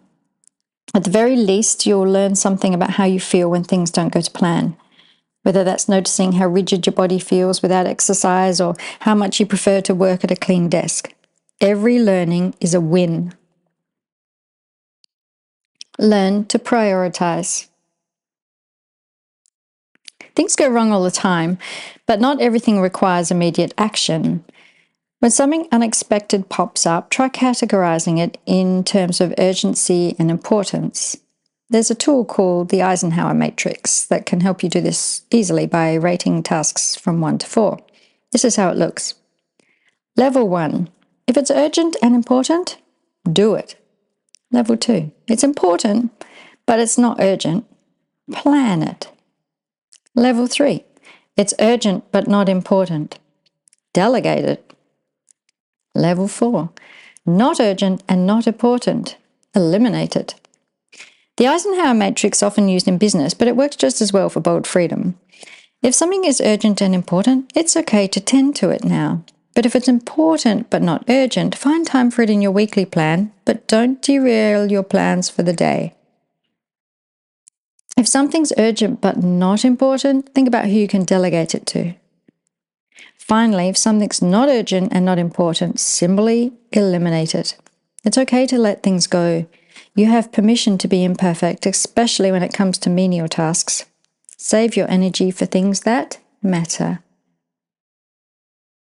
The brilliant thing about your calendar is that you've built white space into it. You also have a 3-hour strategic block each week where you can reshuffle and add new tasks. You're supported by the system you've created, so lean comfortably into it. Sit on things for a day or two rather than reacting out of fear. I recommend having a holding space for things or ideas so you don't lose track. You could use the notes section of your digital calendar or a written to-do list. a whiteboard, or sticky notes, whatever helps you stay on track. It's all about organisation. Accept the things you cannot change. Have you ever had one of those days when nothing seems to go to plan? When your mind is spinning, your heart is racing, and the whole world seems to conspire against you? Maybe you get stuck in traffic, assigned an urgent project, or the kids come down with sudden sickness. Maybe all three things happen at once. The best thing to do in those situations is to slow down and get outside your own head. Become the observer of your situation, like an outsider looking in. From the position of observer, you can accept the things you cannot change. What could you possibly do about traffic? How could you control what happens at work? Some days you need to be flexible, light-hearted, because today's problems rarely matter tomorrow. Consult your secret board of directors. You have the power to change your plans. With daily check-ins, weekly plans, and big quarterly resets, bold freedom gives you plenty of chances to readjust. That said, you can't expect to constantly change and have the method hold up. So how do you decide when it's right to change or when you should stay the course? One strategy you can try is to create a secret board of directors. Think of 3 people you admire, the people you'd call if you were on a quiz show and needed help with a question. They could be famous people, historical figures, or people from your own life. When you're grappling with a decision, ask the board, what would they do in your position? If you could sit with them at the table, which way would they vote? By removing yourself just 1 degree from a decision, you give yourself space to think more objectively. Again, you become the observer. Don't be afraid to ask for help. You have many resources, talents, and skills. One of those skills is to ask for help. If you're really struggling with a decision or you need support in a specific area, don't be afraid to seek support. The imaginary board of directors is great, but real people are even better. Talk to your family, friends, and colleagues and troubleshoot problems together. When you reach out for help, there are no guarantees. However, most people are happy to help when they can. And really, what have you got to lose? Even if someone doesn't have the time or resources, at least you'll be on their radar. Say it's your boss, for example. They not be able to help with this project, but they might think twice before allocating the next one. Make time for self-care. When life gets super busy, self-care is one of the first things to slip. Ironically, these are the times when you need it the most. Think about your health like a bank. If you keep making withdrawals and never deposit, you're left with an empty balance. You end up depleted, exhausted, and prone to illness. I know this from personal experience. Here's a case study from my own life which highlights the importance of self-care. Case study? Me. I struggled through one of the most demanding weeks of my life. Work was incredibly busy, I had a lot happening at home, plus I was writing this book. I increased my output to meet the demands, but I didn't prioritize self-care. I made too many withdrawals from my bank of health and not nearly enough deposits. I clearly recall one day where I didn't make time to hydrate. It was 2 p.m. before I realized I'd barely sipped any water at all. Knowing that dehydration and stress can attract colds, I went into damage control. I drank more water and oil massaged my body. However, I didn't sleep or rest that way that was needed. I kept going on for a few more days, overdrawing my bank further. By day 4, I was craving lollies, which made me feel even more lethargic. I drank water and went for a bike ride, but even that didn't invigorate me. It was only when I found myself lying on the floor, completely exhausted, I realized a cold was on its way. At this point, I had 2 choices. I could choose to get a cold, or I could choose self-care. The decision was a no-brainer. I looked at my calendar to see how I could reshuffle my week, prioritizing the pressing items. I drank more water, I oiled my body more often, and ventured outside on my bike daily. I said no to late nights so I could prioritize sleep by 10 p.m. It wasn't necessarily easy or convenient to make these changes, but I chose to hold the space for myself. And guess what? Within 2 days, I felt better. I caught the cold before it caught me. I hope these tips bring you comfort and confidence. No matter what challenges you encounter on your journey, you have the power to surpass them. It all comes down to planning and organization, making the time to live well. While this may seem rigorous on the surface, it's part of the recipe for success. Think of your Bold Freedom Plan as a solid platform which you can launch from. You can wander, thrive, and experience all of life's possibilities knowing you have a stable base. You can be creative and spontaneous, yet also secure, knowing your body is well cared for and your health is in check. What could be more freeing than that? Self-care tip you can try today. Deep belly breathing. While you can't control what happens in life, you can almost always control your breath. Deep belly breathing is a self-care strategy that's available to you anytime, and the benefits are phenomenal. This beautiful practice settles your nervous system, stimulates the relaxation response, and psychologically and physiologically changes your body. You can try it right now. Sit, stand, or lie down, keeping your spine straight. Now take slow, deep breaths into your belly. Inhale for 4 counts. Exhale for 4 counts. Feel your belly rise and fall. Notice your rib cage expand and contract. Keep going with this practice and experience a wave of calm wash over you. It can take as little as 3 breaths. That's a total of 24 seconds. Share what you have, rinse and repeat. You are graced with strength and vitality. Share your gifts and then receive some more. As your physical health increases, you'll notice your mental capacity broaden and deepen. Get ready for an amazing ride. The capacity of your mind is beyond comprehension, and you may only have scratched the surface. Have you ever noticed that when you wear a blue shirt, everyone around you seems to be wearing blue? Maybe they wear blue every day, but you don't notice until you tune in. And that's just because your mind and your senses are designed to take in only what you can fathom. Now you understand how your body works. Imagine how much more you can receive. You're tuned into the right frequency now, so focus on what you'd like to see in your world. Put health and happiness on your radar and watch how the universe works for you. Energy flows where your attention goes. People, places, and things will pop up like magic, manifesting in many ways. You might find a farmer's market in your local area, or stumble across a new yoga studio. Perhaps you'll meet a new friend or teacher to support you on your wellness journey.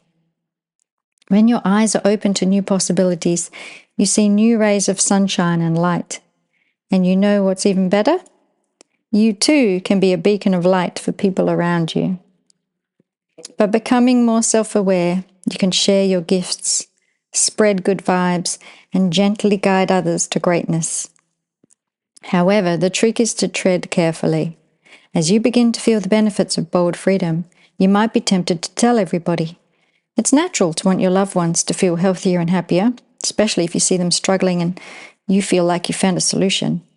But just be mindful, not everyone's ready for change. Think about how long it took you to embrace change. Did you reach that tipping point where the fear of staying the same became too much to bear? How long did you struggle on your own beaten path before you could even consider another possibility? Remember, everyone's on their own journey, so while you may have people's best interests at heart, you don't want to push anyone out of their comfort zone. Respect their boundaries, honor their uniqueness, and have compassion for their fragility. The best thing you can do is lead by example. When your loved ones see you thriving, they'll probably want to know what your secret is. They must ask you for advice or show interest in this book you're reading, but let them create change in their own time. It needs to be their decision. Until then, all you need to do is stay open, look for cues, and focus on your own journey. As you begin to know yourself more, you'll instinctively know the best way to help others. Sometimes that might mean reaching out. Other times it might mean stepping back. These learnings are a big part of what makes Bold Freedom so special. This journey begins with you, but there's no limit to where it can end. Step 10. reflect, and know. The best way to learn about yourself and in time help others is to pay attention to how you're traveling.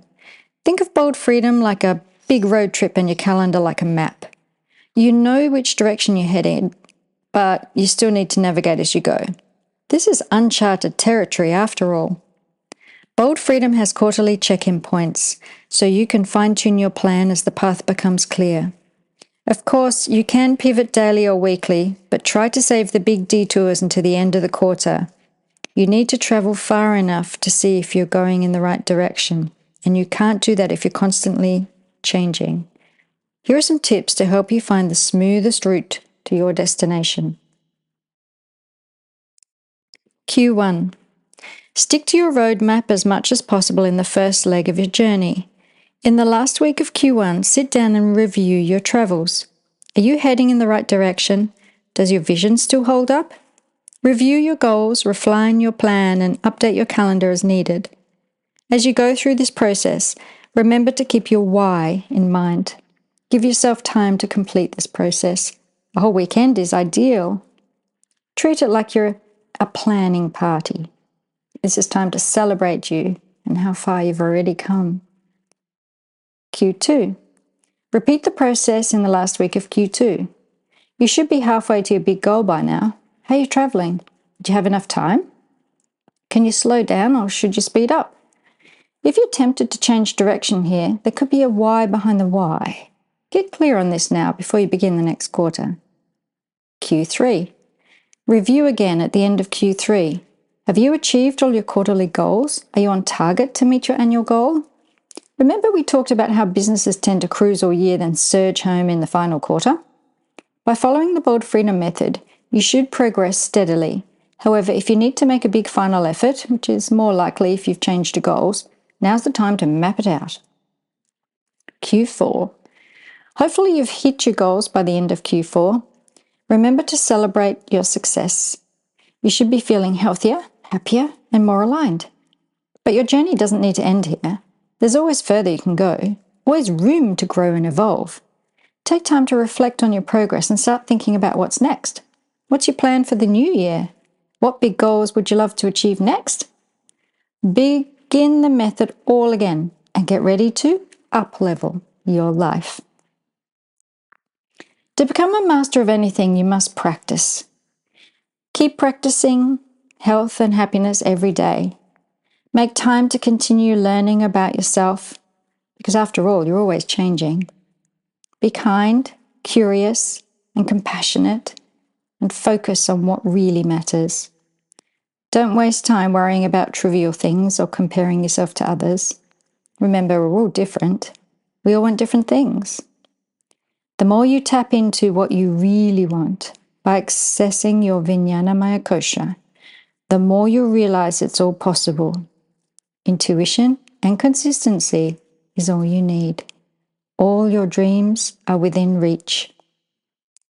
It's been an honor to guide you through the bold freedom method. I hope you've enjoyed learning the art of Ayurveda and how to integrate your body and mind. Most of all, I hope you found more time to live well. Before you close the book for now, think about how far you've come. Imagine how your life would look if you'd never discovered bold freedom. You should be incredibly proud of your journey and the positive energy you've created. If you'd like to pay this energy forward, please mention the bold freedom method to anyone you think who's ready to receive it. You'll know in your heart who that may be, and when the time is right. And until then, stay healthy and happy, and always live boldly free.